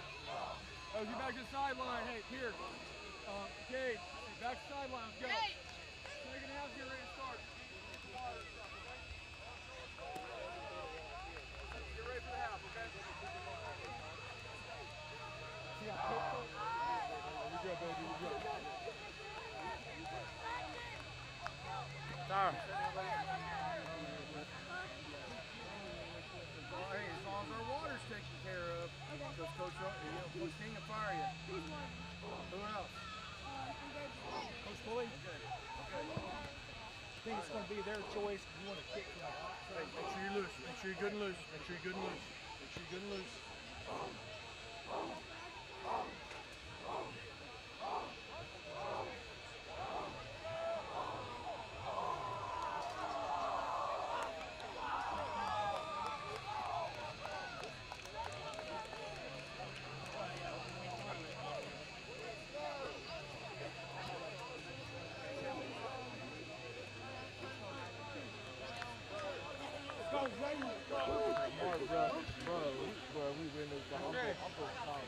Holding up the belt, like, it's right there. Look at it. You gotta show me. You're 2 point to scoot up. I know you're trying.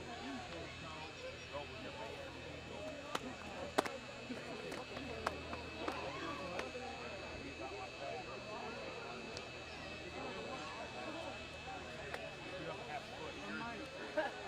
Yep, coach.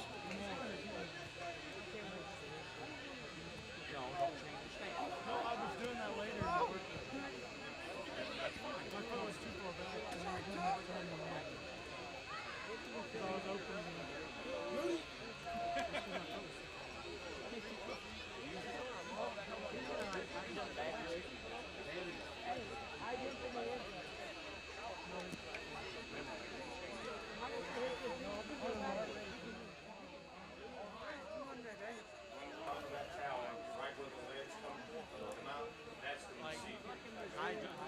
And we are back live, ladies and gentlemen, at Sikeston Public School Stadium. Halftime score, Farmington 14, Sikeston 14.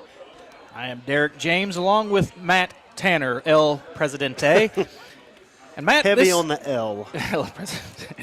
Matt, we are in a dogfight here. Farmington, for those that are just tuning in, a triple option offense, something you don't see very often. Bulldogs are still in their traditional spread, so it's really a tale of, I think, who's going to bend and break this second half. Yeah, you know, hopefully it's not one of those, or well, maybe hopefully, as long as it's the Bulldogs. You know, the old saying, the last team with the ball. You know. Yeah. By the way, did you see Tom Brady pull comeback number 1,472,119? I did not watch. I did not watch it, but I did hear about it. Unbelievable. I mean, Dallas was doing everything they could to not give him a minute 29, and then during the drive, they had I think one of their tackles, the left tackle jumped, false start in the fourth quarter, I guess under 2 minutes, some kind of new NFL rule. They took a timeout, or if he took, let's see, what was the rule? They could take a timeout, and not take a 10-second runoff. They'd have to take a 10-second runoff or lose a timeout. They took the timeout, which was their last timeout, and still had plenty of time. Matter of fact, he got down there so close, he had to snap it and throw it out of bounds 3 times to get it down to about 7 seconds. The guy kicked a field goal, and they won 29-28. He's a good football player. I mean, pretty good. He's average. All right, folks, we got some halftime stats here for you. Keodrick Sherrod leading the Bulldog way. He's got 95 yards rushing on 8 carries, so he is off to a good start tonight. Again, I'm not a mathematician, but that's over 10 yards a carry. That's Yes, pretty it is. stout. Even Joseph Heckemeyer with a couple good runs to start the game. He's got 34 yards on 8 carries. We'll see what his status is coming back in the second half. He left the game after injuring what appeared to be his knee. He might have got a knee knock or something, but he did come back, and then he left the game again after they got called for that illegal block below the waist. Sikeston will be kicking off to start the second half. We're almost ready for that. Farmington, on the other hand, on their side of the ball, they have not thrown a single pass. That's the way they like it. They do not want to throw passes. If they can keep it on the ground the whole game, they will do it. It's straight triple option. I mean, it's give to the fullback, quarterback option keepers, quarterback option pitches, and toss sweeps, and that's about all you've seen all game. That's it. And it's just Steady pretty diet of much, it. here's what we're doing, see if you can stop it. Line up and stop us. Yeah, that's pretty much the way they're running it. And my quick math here, 90, 160. They're approaching 200 yards rushing, it. They being Farmington? They being Farmington, correct, yes. Heckemeyer on offense has thrown for 34 yards, 5 for 8 passing. If my stats are unofficial, I will say I did the official stats for 24 years. For a long time. For a long time I did these stats. But I handed them over, and now I'm on the webcast call trying to replace,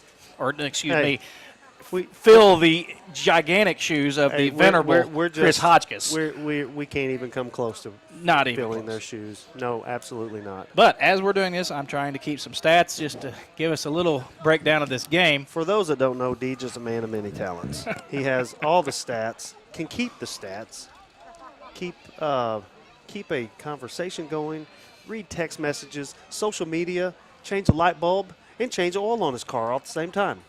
Deej, outstanding. So I think that's a stretch, but I'll go with it. You can keep talking if you want. I'm not going to stop you. Looks like, and Whitehat has blown the whistle. We're ready to start the second half. Connor Wallace to kick. He has had a good game today. What a great game by Connor. Special teams-wise, and he has not caught a pass, but I've noticed him on offense making great blocks on the edge. Coach Sheeter would be proud. He coaches those guys on how to block on the outside. So that kick to the 15. Farmington returning. Can't get a number on him, but he's brought down about the 33. Number 2, Jacob Bishop on that return. Got a few halftime scores for you, Matt. Absolutely. Jackson is at Poplar Bluff. They're winning 35-12. I don't know if it's at half, but it's 35-12. Okay. Hillsboro beating Cape Central 34-0 at the half. So a large margin there for Hillsboro. Is that surprising? Does Cape still have a bunch of kids quarantined? They That might may be part of it. Those that don't know, Cape did miss a game last week because of COVID, and they had to cancel that game against St. Charles West. So they were not even sure if they were going to have a game this week. Oh, again? Wow. Farmington with the option pitch to the outside. He's got a lot of room. Only one man to beat. Chase Riddle makes him cut back. He's finally brought down, maybe by Jonathan Green. I'm trying to find a number here. Brady Cook was on that carry, but Chase Riddle was actually able to force him back to the inside. That allowed, I believe, Jonathan Green. I never could find a number. Jonathan Green to able to save the touchdown with a tackle, but big run there. So we better hustle and get off the field before they snap it. Daquan's 40 out on the field. 48-yard run for Cook that time. Toss Quick sweep on pitch. the outside, lots of room, and he's going to get in. Flag. However, there's a holding, and it's coming back. Penalty flag Hopefully. brought in right Yeah, when he was turning the corner there. The line judge is motioning hold. Yep, there we go. All right, let's settle down here, defense. Let's step up, make some plays. That hold will be a 10-yard penalty. Just the second penalty for Farmington. They actually had another one thrown right there before the Right. half, but that penalty was declined. That's correct. So do those count? Those don't count then? If They they're do not declined? count. They Okay. decline. Okay. Another halftime score. New Madrid is at Dexter, and Dexter is winning that game 7-6. Don't know the time on that game. That's okay. A little surprised, and I don't have a time, though. Yeah, It could yeah, be yeah. first quarter or whatever. Right. But Farmington back They to moved. the line of scrimmage. And I thought they moved. I just said they moved. It sure looked like it. well, you No. said they've moved about every snap, and that time they did. Hey, if I say it enough, Deej, I'm going to be right. One of these times you're going to be right, and that Hey, time you were. Hey, he's been doing it all night. He's doing it all night. You never said that before, have you? What? Deej, you have me confused with someone else. Now the penalty backs him up to the 25. It's now first and about 20. Keep these guys behind the sticks would certainly go a long way. I still, if I say it enough, they're going to throw a pass, and should not that. Option. Oh, good. Keeper, still a pretty good chunk of Yeah. yards. They were hit him at the line of scrimmage, but he was Yeah. able to fall forward. Strong kid, drug a tackler with him 2 or 3 yards for sure. It looked like they had him pinned and turned in. Gain of about 4. That Trey time. Scott. That's a name we keep mentioning a lot. Trey Scott has been all over the field tonight. We've called his name a few times.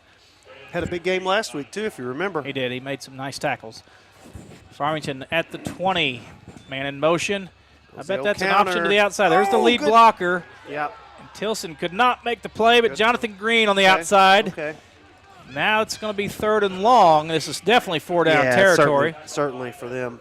Gain of about 7 that time for Cook. He's over 100 yards, Still- 115 for Cook. Looks like Sikeston third- was actually prepared for that play. Sorry, That- Matt. no. Sikeston was prepared for that play.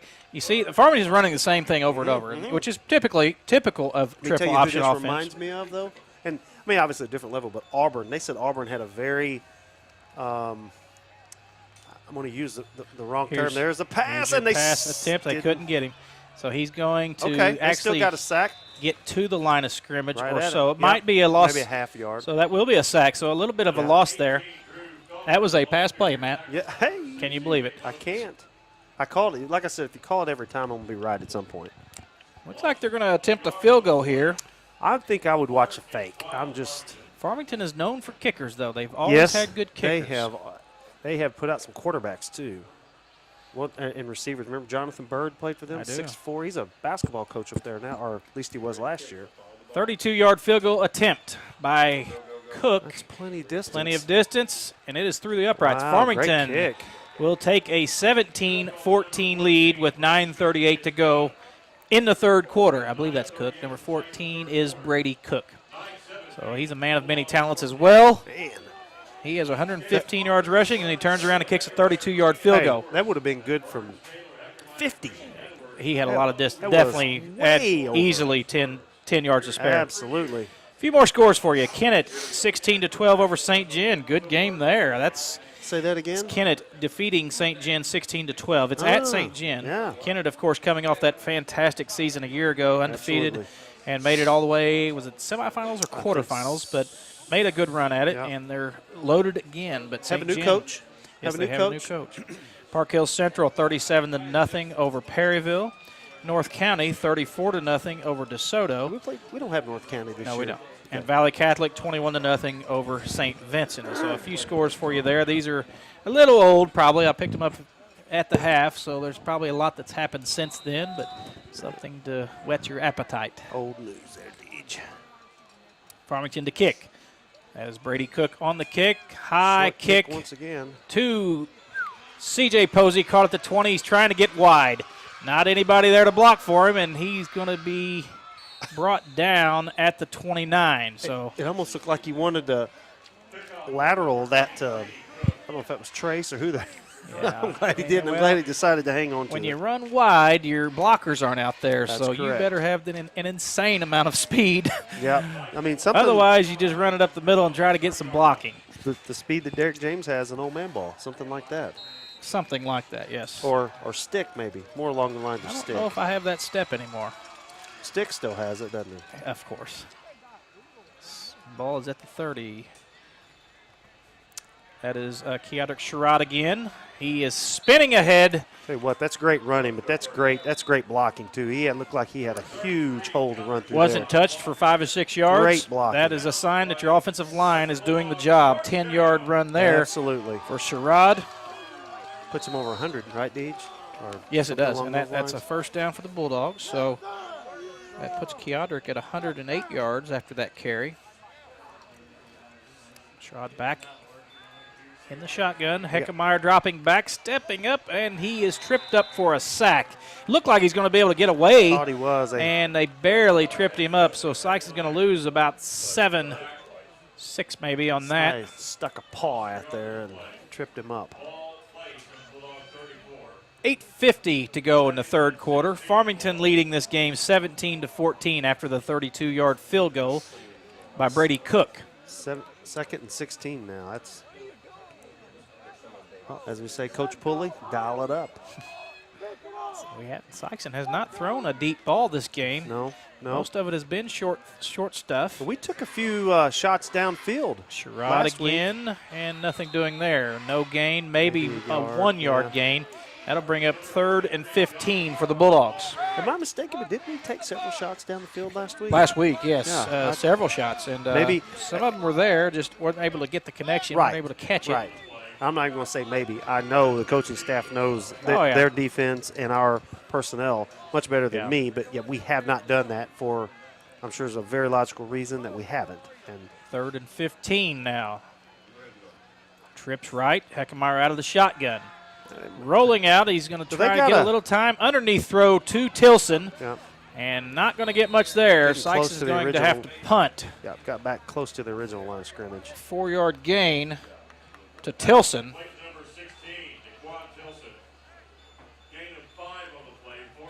And that will be 4th and 11. Yeah, certainly going to punt now.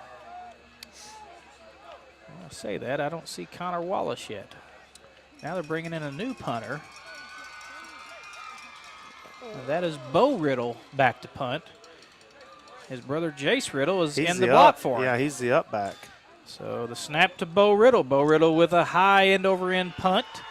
Not much distance. Got to get a roll, and it rolled the wrong way. So Sykes is going to down it at the 45. Not much distance on that punt, and Farmington will take over 1st and 10 at their own 45. Not sure why Wallace was not out there that time. I've not noticed that he's on the field, so he's not injured.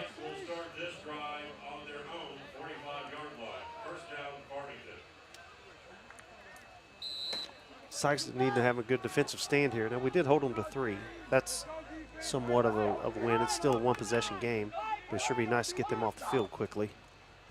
Handoff up the middle to McLean. That is the freshman running back. Lines up at fullback. He gets downhill quick. He is quick through the hole. He's not very big. He's just quick through the hole. It runs angry. Yes, he does. 8-yard gain for McLean. And actually, Farmington, that last drive, had points taken off the board with the holding call that led to that field goal. They sure did. 2nd and 2. Handoff to McLean up the middle again, and he's got the first down, a gain of 2. He stood up by 34. That's Trey Sullivan, excuse me. Yeah. Maybe Brian Timms might have been on that tackle too. Coach Sheeter, if you're listening, is this, or Deej, maybe you know. Let me ask the in-booth genius. Is this a read play when the fullback is through? Is that a read and a pull and a pitch? I can't say or, for sure. Or but are those designed, or are they both? Handoffs to McLean just look like straight handoffs. Yeah, they look designed to me. That's right. I don't think he's reading anything. Now that's a read. That's an option play. And that is number 5. That one was. I'd be interested to know if Coach Sheeter's still listening to what. Cunningham on the carry. Gain of about 5. I would suspect there's a hybrid, but.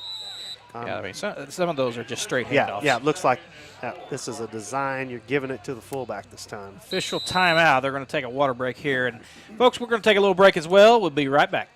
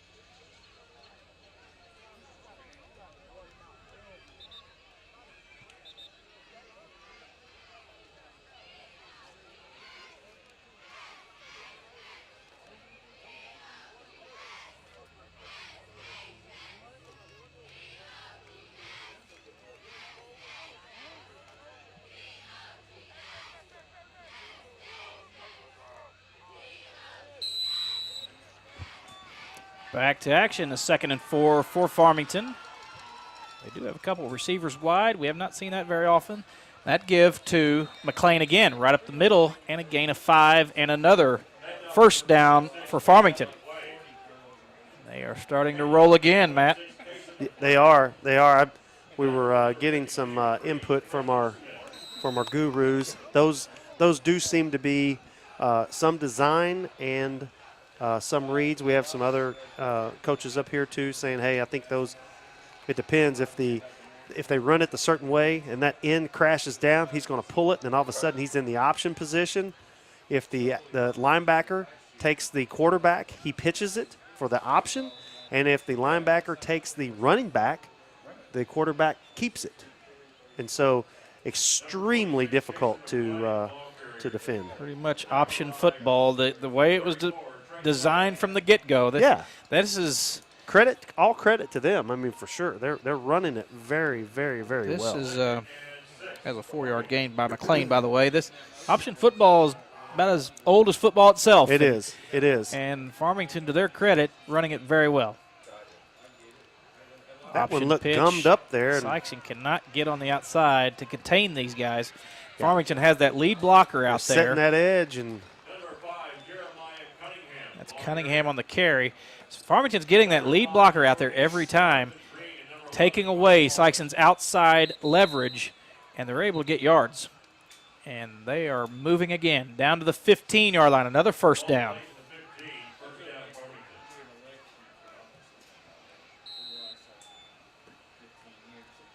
maybe we can get them down here in this short field and run out of real estate and kind of hem them in here, because it sure looked like we had the last couple plays gummed up, as they say.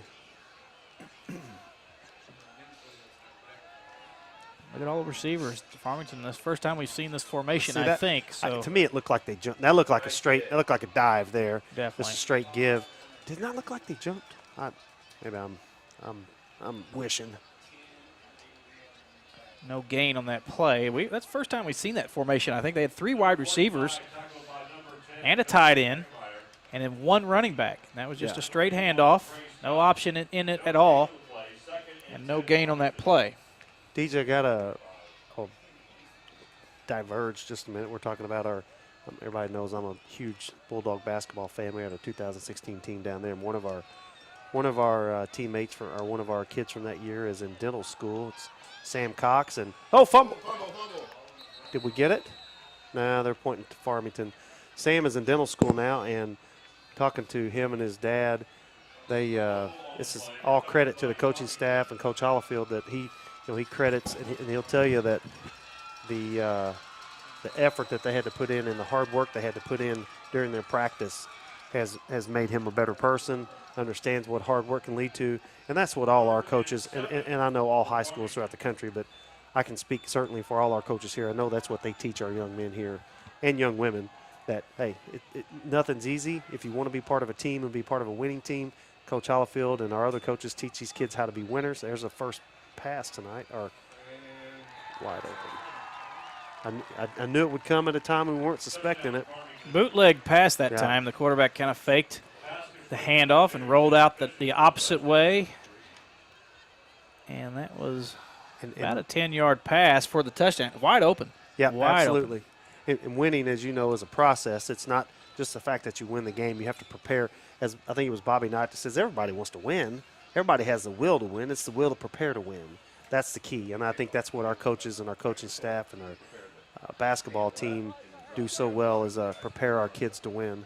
Did he miss that? Line drive kick through the upright. So 3:05 to go in the third quarter. Farmington taking control now.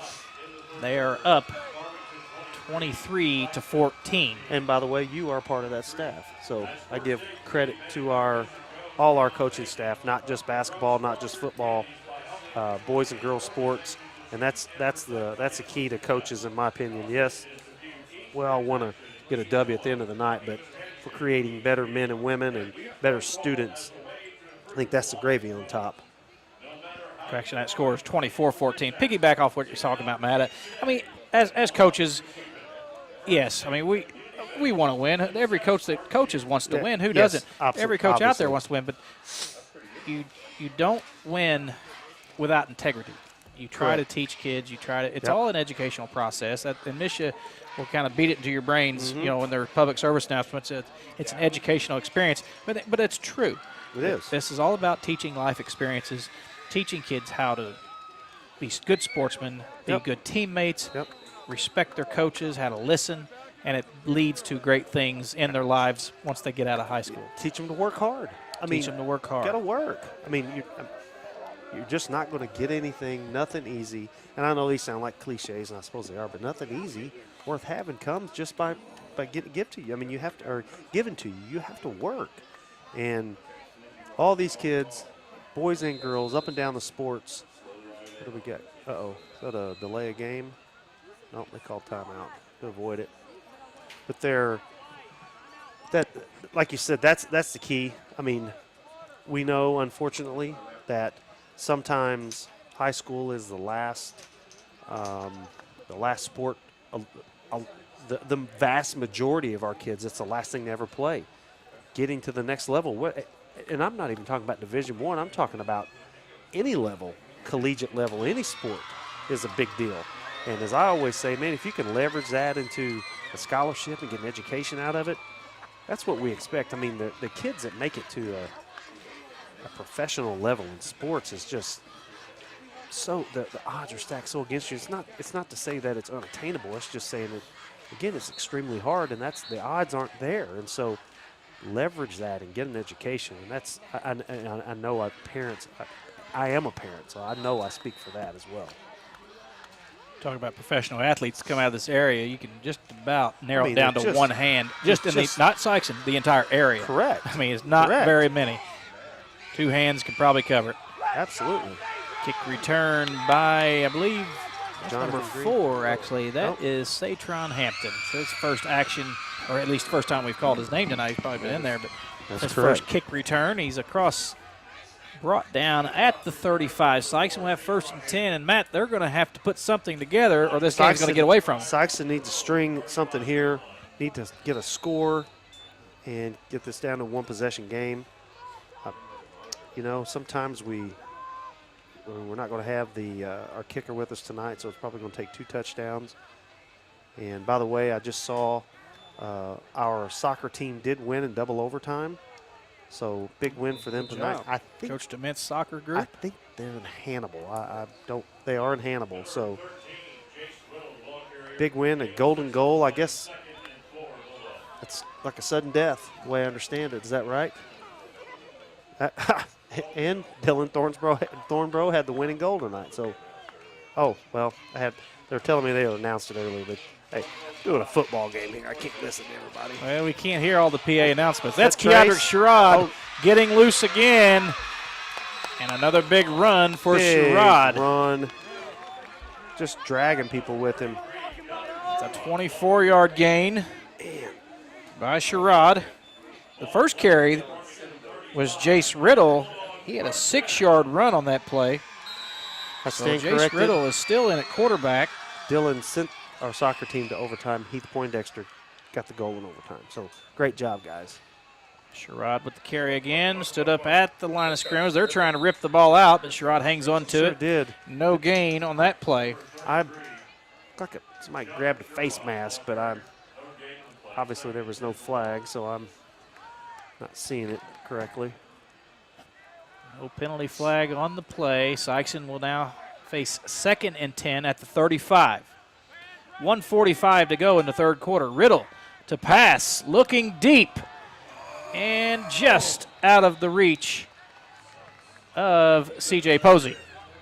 I didn't even realize that Joseph wasn't in there.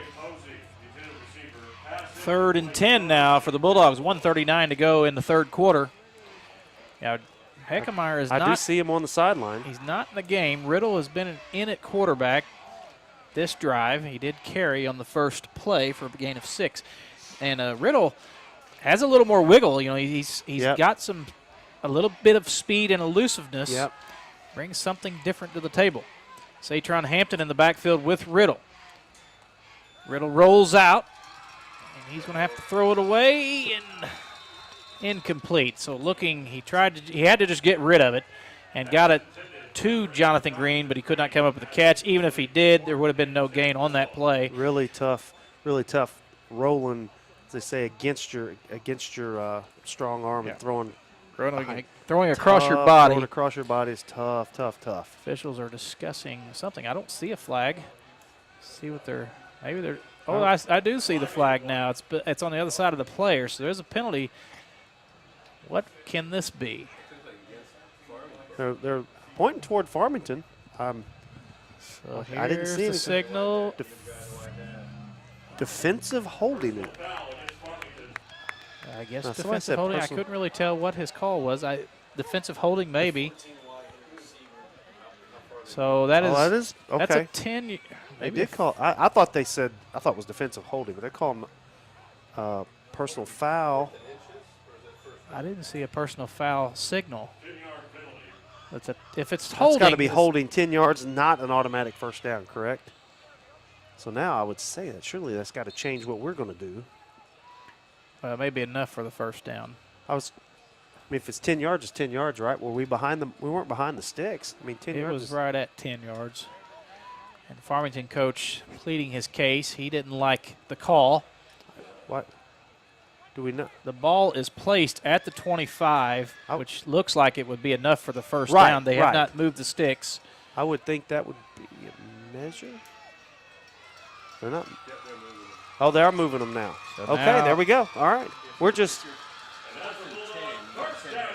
Yeah.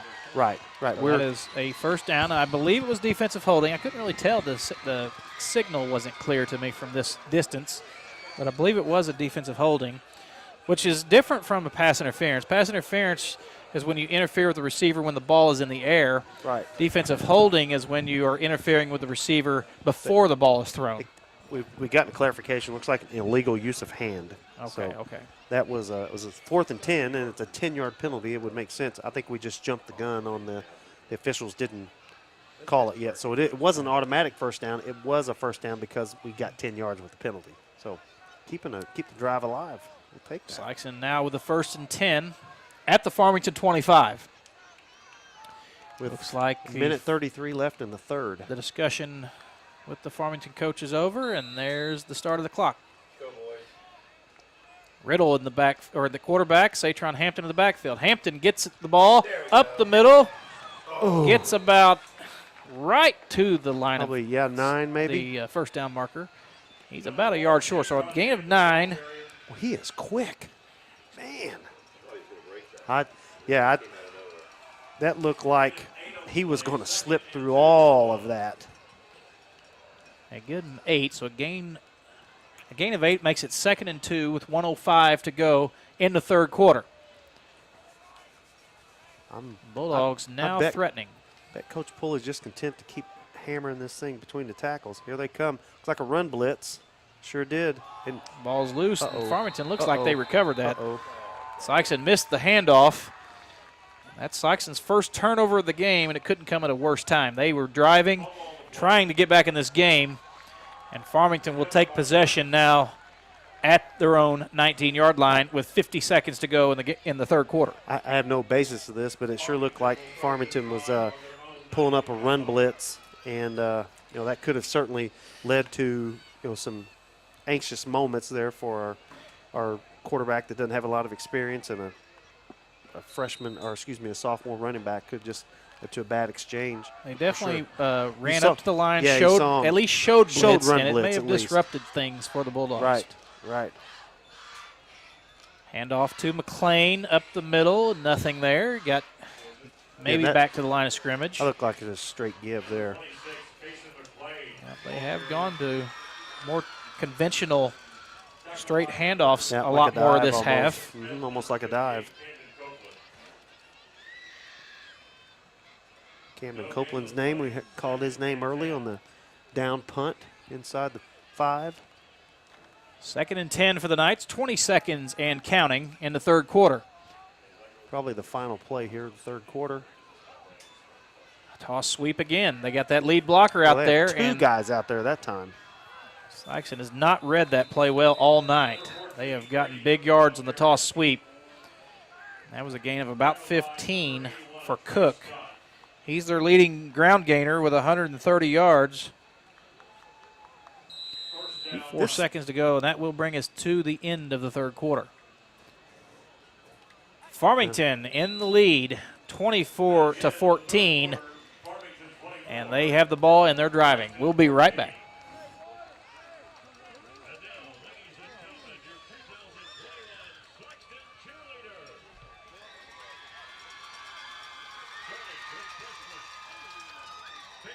We're still in this, dog. We're still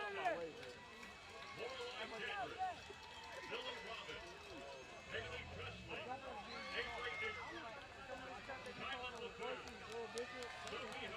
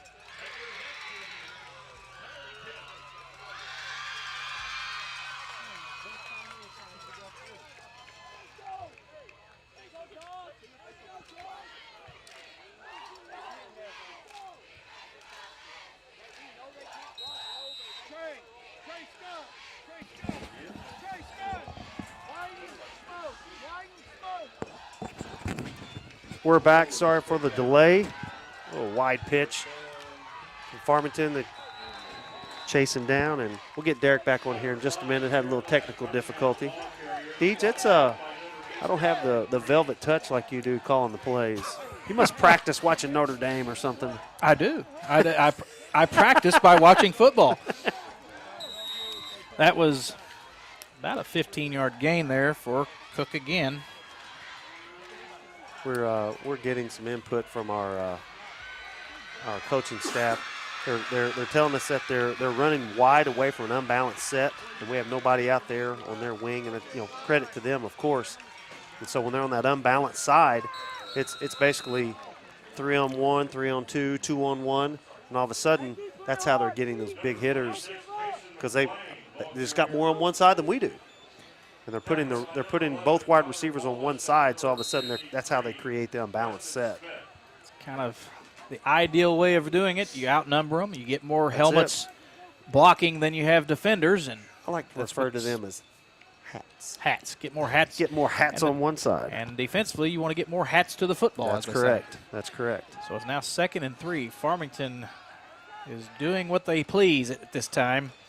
Another handoff to McLean up the middle. The freshman breaking a couple tackles. He's brought down, but right at the sticks, close to a first down. Got a Bulldog down here, it looks like. Two Bulldogs down. And McLean himself, the running back, coming up a little hobbling. That's Connor Wallace, comes off holding his nose. And can't catch the number. Is that 53, Derek? 53, and that's Preston Smith.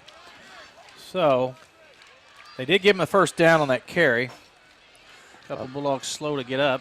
We'll throw this in there real fast. At the end of 6th, the Cardinals are tied with the Reds. The Red Legs. Or Red Stockings. Red Legs.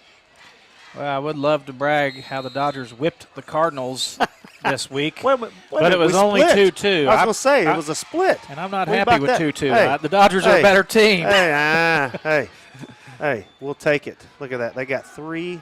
Nope, now we had another hat show up, kind of even the numbers out. Penalty come in behind that play, so this play may come back.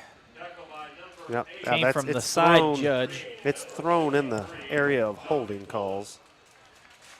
Oh, they're going to call face mask, I think. Okay. I just saw the signal. Or in the area of face mask. So not a personal foul. It's a 5-yard penalty. So That'll be 5 yards on the end of the run. That's the garden variety face mask. And it's still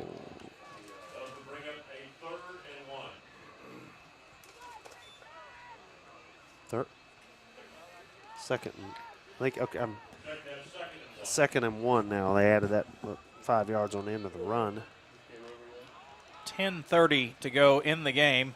Farmington leading 24-14. 2nd and 1.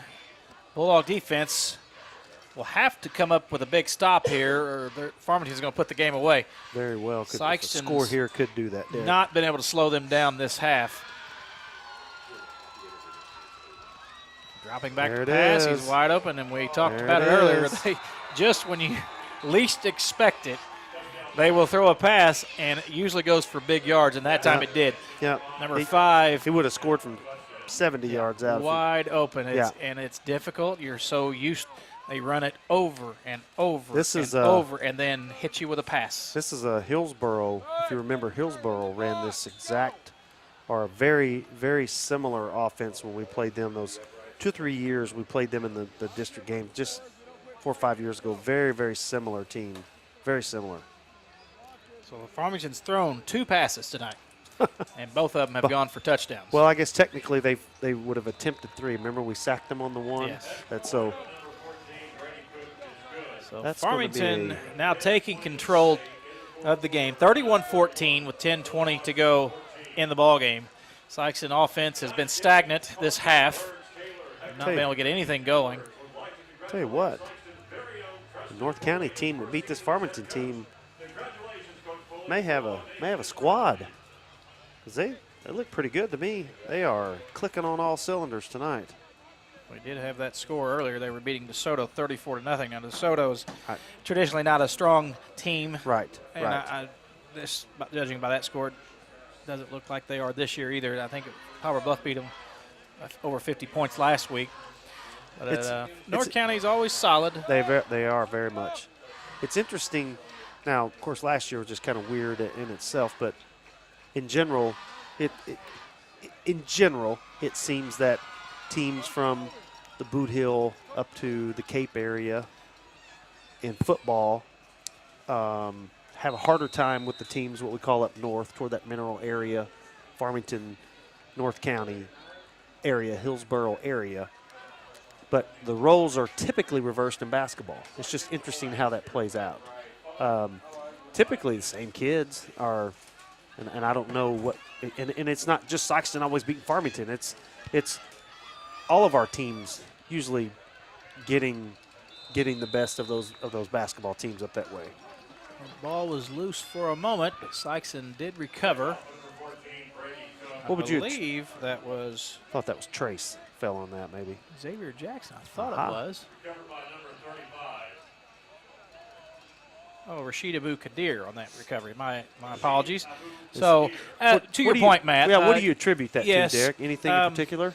I don't know, other than just this area where we live. It's a basketball hotbed. It is for a sure. hotbed, and it's traditionally been that way. Yep. It's just a lot better basketball is played down this way than Yep. up in the Minnow area. And you're right, Minnow area has produced a lot of good football teams, but so is this area. You know, Yeah. and North County and Farmington are examples of typically good football. Very good Park football Hill team. Central. Yep. And if you throw St. Gen and St. Genevieve Valley St. Gen, in those discussions, exactly. they've always been powerful schools. But roles get reversed quite. you know, it does. But Sikeston's football tradition, really, you talk about throughout way the back. years, Yes. is Yes. second to none. It's correct. You That know, is and, correct. Jackson is kind of the premier team Now. of anybody Yes. in the entire Yes. state Yes. here That is in the correct. last 6-7 years. To a Webb City type team, you know they're not quite there yet, but they look like they're on their way. Heckemeyer to Jonathan Green on that play, got about 2 or 3. So Heckemeyer back in the game. Speaking of that, who won Class 4 football last year? Would that have been a Webb City, or do you know? I can't remember. Hey, Deej, you're kind of letting me down here. I know. I'll tell you. And I will look it up. Heckemeyer out of the shotgun. He's going to roll out again. He's got some men open. See if he can complete the pass to Jonathan Green. On to it. Pass was complete, so he's able to get outside. Not much pressure on him. And I knew he had a chance if he could get the pass complete. So Jonathan Green with that catch. Maybe a gain of about 15 on that play. Sikeston going to try to get off the schneid here and get back in this game somehow. They've got to score quickly, though. Time is against them. That is correct. They're going to have to score quickly and going to have to stop Farmington. Eckermeyer again rolling against his body. He's going to buy a little more time. He's in big trouble. He's about to get sacked, and he is. So brought down at the 45. He lost just about 2 yards. We've got a Bulldog down behind the play. So they're going to rule. They're going to stop the clock. I couldn't tell if he got out of bounds. Injury timeout. Couldn't tell if he got out of bounds or if they brought him down inbounds, but a loss of 2 on the play with 8:29 to go in the game. Farmington with the lead, 31-14. They have scored 17 unanswered points this half. The man down is Keodrick Sherrod. He's had a good game. Very good game. Has rushed for 133 yards. He is the leading rusher for the Bulldogs offense so far this year, through 3 games now. He's walking off on his own power. Looks like Union won Class 4 last year.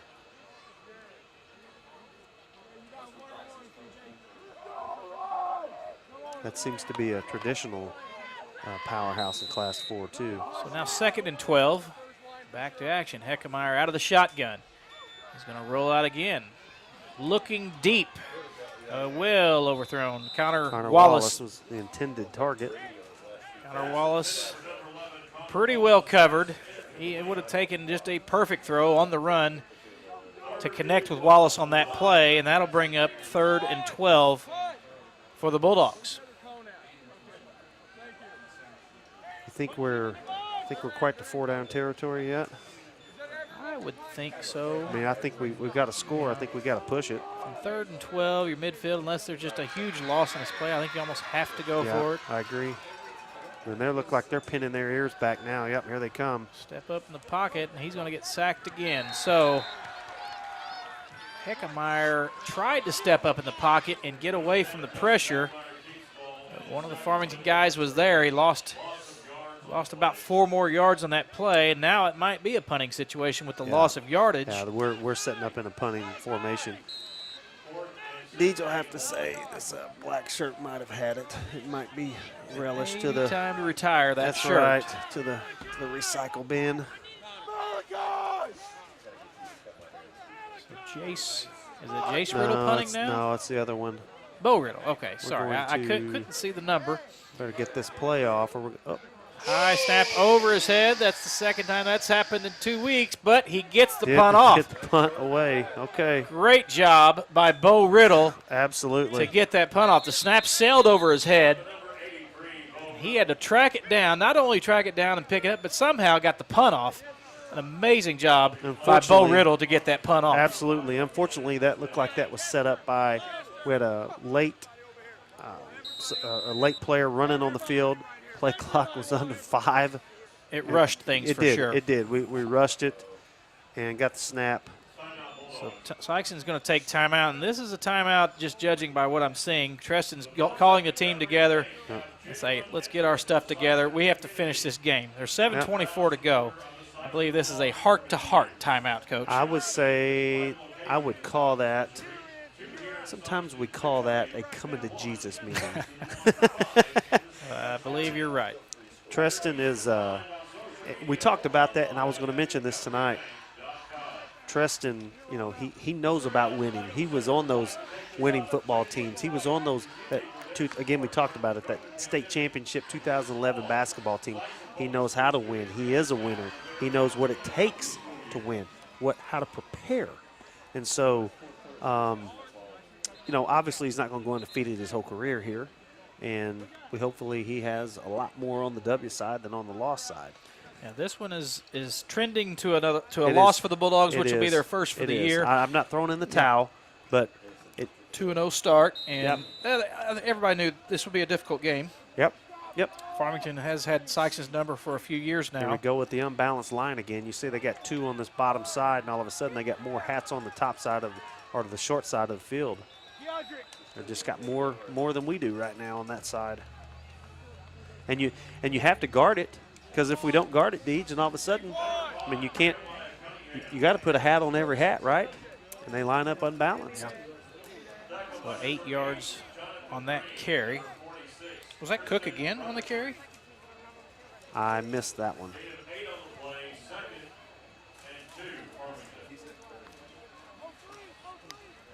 Cunningham, that was Cunningham on the carry, so he's got 102 yards now.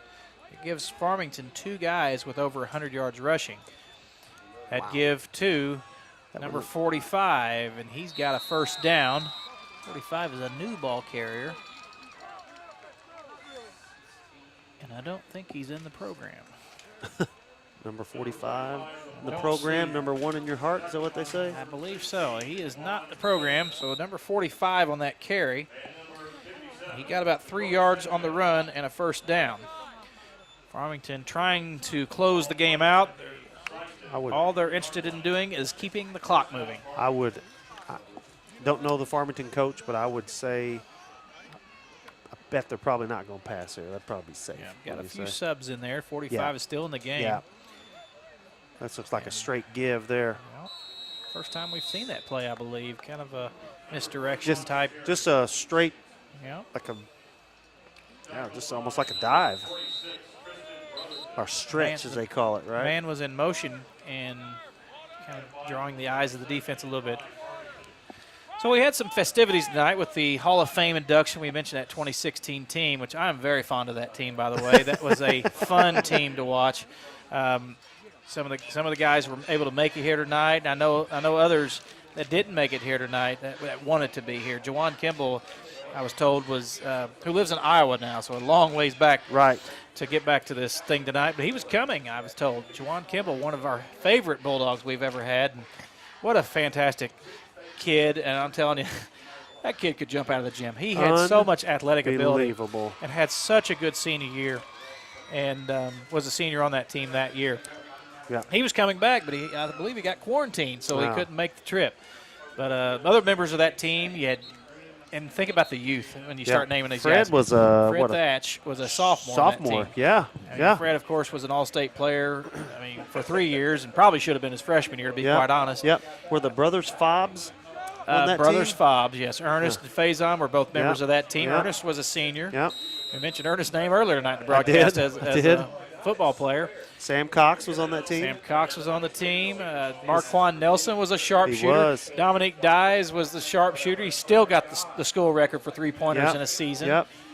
And Kevin Jones started as a freshman. So think about the youth that year. That's for sure. That was where did we win that district that year? That district was – Was that in Dexter? That was at Sikeston, actually. That was the last time Sikeston hosted the district. Against Cape? It was against Cape Central. Al Young's senior year. That's right. And probably a barn burner. Yeah, it went down to the wire. I think Sikeston won by 4. Yeah. So that was the last time Sikeston hosted. So 2016, it's been a few years since Sikeston's hosted the district. We need to get back to the friendly confines or Sikeston West, as we prefer. But I don't think that may not be in our district anymore. I don't know. Farmington still on the move. They're running outside. That is Cook getting some yards. And he has got a first down. Farmington continues to move the chains, and they are bleeding this clock. And they're going to win this game. Just a matter of time. Just got a text message from a Sikeston great, Vashon Ruffin. Oh, yeah. What a player. Another one of our favorites. Absolutely. What a Vashon player. was such a good player. And he was Class 4 Player of the Year. Absolutely. His senior year. Vashon was a senior in 2013 and led the Bulldogs to the Final Four that year. I've watched that Gateway Tech game a lot, and he had some huge shots when they went up. And he just had no fear, just hit some 25-footers to bring One us of the back. smoothest, purest jump shots you've Yep. ever seen. Just Absolutely. such a good shooter. I think And, that was a year. Didn't Markeith hit a couple big shots late? against Gateway Tech. Yes, yeah. Yeah, Markeith kind of had a game clincher 3 that game. But Vashon hit a couple Yes. that brought us back and took the lead, I think. Because I think that we took the lead. They hit a shot, then Markeith came right back and hit another one, too. Just some big shots late. Just, But that year, so Sikeston won the district against Cape in a very tight yes. game at Sikeston. Sikeston won that game against the Al Young Tigers. Yep. And then What a player. the sectional game, I believe, was Farmington. I'm trying to think Yeah, back. yeah. That was when we used to play at. No, you know what? I think it was actually against Park Hill Central, and J.T. Jones It was. had 14 straight points. He had, I think it was about 14 straight points. Yeah. And had about 5 threes in a row in the third quarter of Four, that game. yeah, a layup and 4 straight threes. And JT, of course, was an all-state player Yep. as well Yep. on that team. Yep. And That's when we used to play there at Mineral Area. Yes. Yeah, And then follow that up with Gateway Tech before that's correct. At Farmington, actually. lost a heartbreaker up in Columbia to Normandy in overtime. The last two times. That one still sticks in my craw a little bit. Oh, because we got JT was. JT got foul trouble, and I thought they were pretty ticky-tack. Yeah. And Kylan Gross Oh. got called for a ticky-tack one late. 40 feet from the basket. Did you realize the last 3 semifinals we've been in has been overtime, Yeah. right? Yeah, well, Normandy. Grandview was not overtime, but it went Wait. down to the final shot. Oh, it wasn't? Uh-oh. There's a fumble, and Cook able to retain the fumble, so Farmington keeps possession. That's going to back them up quite a bit.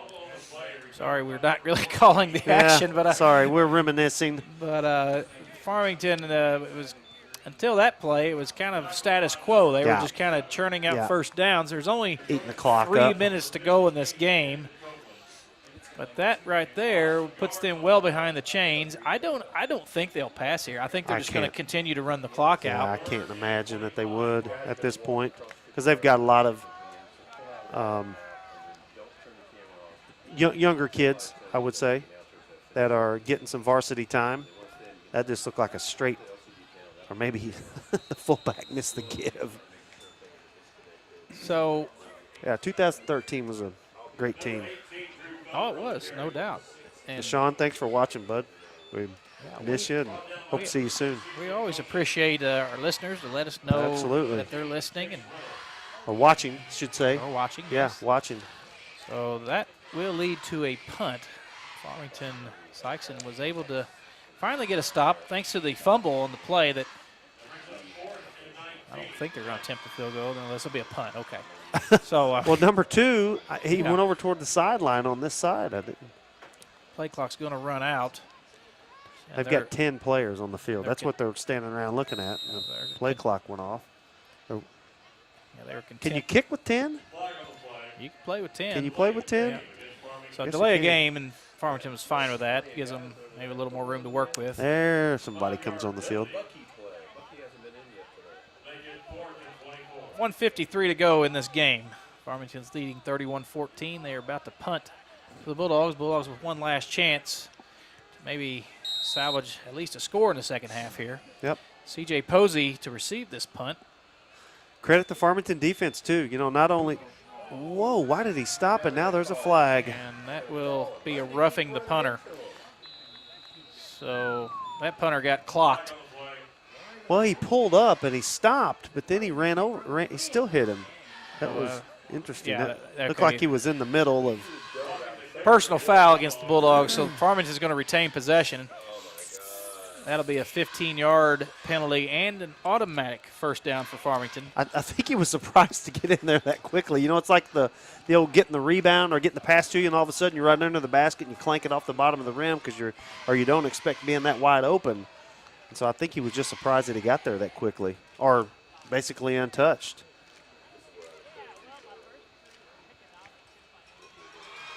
I'm quite certain that is an automatic first down on a personal foul. I don't know if Well- they call it running into the kicker. Well, never mind anything I just said because Farmington declined the penalty, to my surprise. So Sykes is going to take possession, and they're going to be, I think, am I misreading this? The Farmington coach declined the penalty. Yeah. I'm absolutely shocked by that, but okay.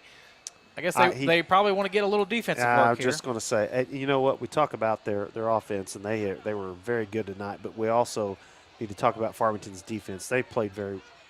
What are we doing again? Farmington. It is declined. I'm So we officially confused. I am.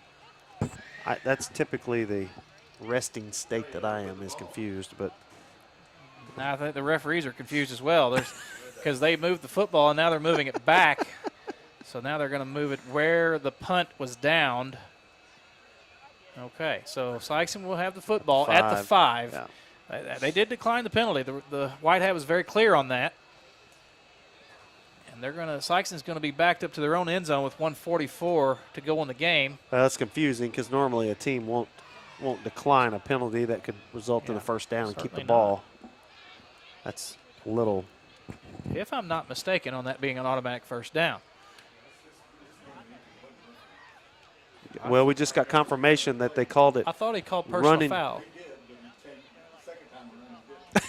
Well, Okay. it sounds like the official was we looks like we had a call of roughing the kicker and then changed to running into the kicker. Well, I can understand why they declined that penalty then, because running into the kicker. Running into is just 5 yards, and it It's would have just 5. resulted in 4th and Now I can 20. see that Farmington's coach is talking to the White Hat, and that's probably what he's saying that my kicker got killed, and that should be a personal foul. But he's not going to win that argument, so they're going to call it running into the kicker, and they decline the penalty, and Sikeston will have possession. I was very confused on everything there. He signaled personal foul. Yeah. I've got a spot But I between the guess- windows I that guess is he changed his perfectly in mind. my sight when I look down on the far end of the field. And from Deej. my viewpoint, it was a personal foul. Yeah. 'Cause the kicker got hit.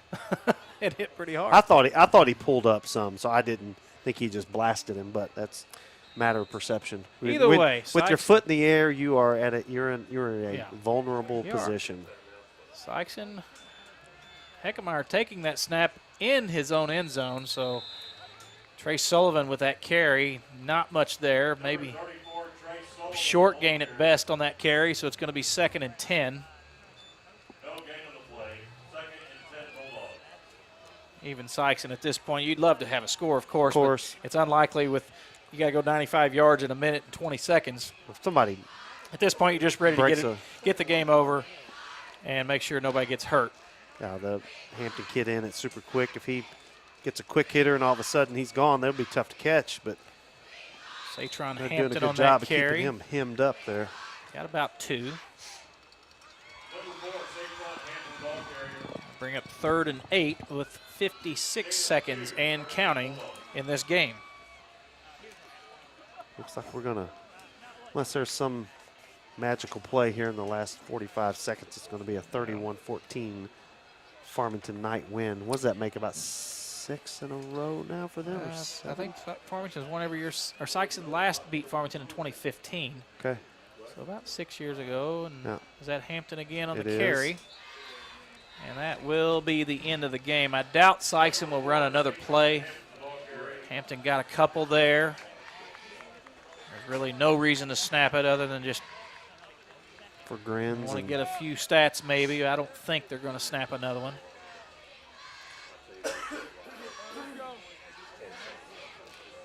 Yeah, we're under 10 seconds. Looks like the Sikeston is willing that to not will snap do it, it. So- finish it. Farmington wins this game with a big second half, 31-14. They scored 17 unanswered points in the second half. Sikeston offense never could get going again. They did very well the first half. They put up 14 and had a big rushing game from Keodrick Sherrod. But the offense went quiet, and Farmington's offense came to life. They did. And credit that to Farmington. I mean, their defense stepped up. I'm sure they made some adjustments at halftime, took away, Sherrod. He had a big first half. I'm sure they tried to key on him some. They took away our passing game, and they got a lot of pressure on Joseph. So credit to them. And, of course, we talked about their offense all night. They were they were Very outstanding, efficient. and they executed Very big efficient. time. Credit to them. Coach Pulley will now go back, and The thing about this triple option, and I know we've said a million things about it, but it's so tough that you don't ever see it. It's so hard to prepare in 1 week for it. Yeah, it is. And that's getting credit to them. That they know it's hard to stop, and so they ran. It's tough to prepare in just 1 week. If everybody ran it, and all of a sudden you could, but credit to them, and they certainly executed with amazing precision. And they've been like that for a few years now. That Farmington may not be quite as stout this year as they have been in years past, but obviously, I mean, these kids know how to run this offense. That coach has got the pulse of that team, that program, getting that offense the way he likes it. And probably the biggest thing for Sikeston coming, because it's hard to stop that offense, as you said. Just 1 week to prepare. Here we go. Let's see if we can stop it. But the biggest thing Sikeston probably has to be shaking their heads at is why that offense went quiet in the second half. Yes. They put up 14 in the first half and couldn't get anything going in the second half. And that's probably what will have Coach Pulley scratching his head over this weekend. It will. If you kind of think back, we had a couple of turnovers late that certainly stalled the drive. Some penalties, certainly in the first half, that stalled out some drives. So there's some things I'm sure that they'll go look at the tape and look at the video and key on those and certainly try to clean that up for next week. So a couple quick stats. Keodrick Sherrod had 133 yards on 12 carries. I'm the unofficial stat guy right now, but that's what I came up with. And Joseph Heckemeyer with 86 yards passing. He also had 28 rushing. That was really about all the offense Sikeston had. Not much there. Tilson had the most catches. He had 4 catches for 34 yards. So Sikeston could not get much going other than Sherrod on the ground. Yeah. And Farmington, they threw 2 passes. My 3. expert newspaper man David Jenkins told me they had 2 completions coming into the game, so they had 2 tonight. I thought they attempted 3. Oh yeah, well I think one was an attempt. Well, he dropped back, and that's true. And Okay, he got sacked. I don't know how you score that. It's just lost yards on rushing. Okay, there we go. But 2 completed passes, 2 attempted passes, both went for touchdowns. Other than that, they were on the ground. 2 guys over 100 yards, Cook and Cunningham. So Sikeston to the drawing board. They have a tough one next week at Poplar Bluff. Yes. And last score we heard, Poplar Bluff was losing big to Jackson, but that is no surprise. Everybody loses big to Jackson. So the Sikeston will have their hands full with the Mules next week. For sure. And we're not back here home until Sikeston will have 2 straight road games. 2 straight roads. Poplar Bluff next Friday, Jackson the week after that, and then Cape Central here for homecoming, October 1st. Yeah. So webcast will be on break for a few weeks, and we will see you October 1st. Cape Central coming to town for homecoming. Matt, any parting thoughts? Nope. I'm still proud of our guys. I like our effort. We are still developing some kids. Let's give Coach Pulley some time. Everybody, we're still supporting him. Certainly, we're not jumping off the bandwagon, of course. And I'm looking forward to more good football this year, and hopefully we pick up some more wins. Well said. And, folks, we will see you in 3 weeks. Good night from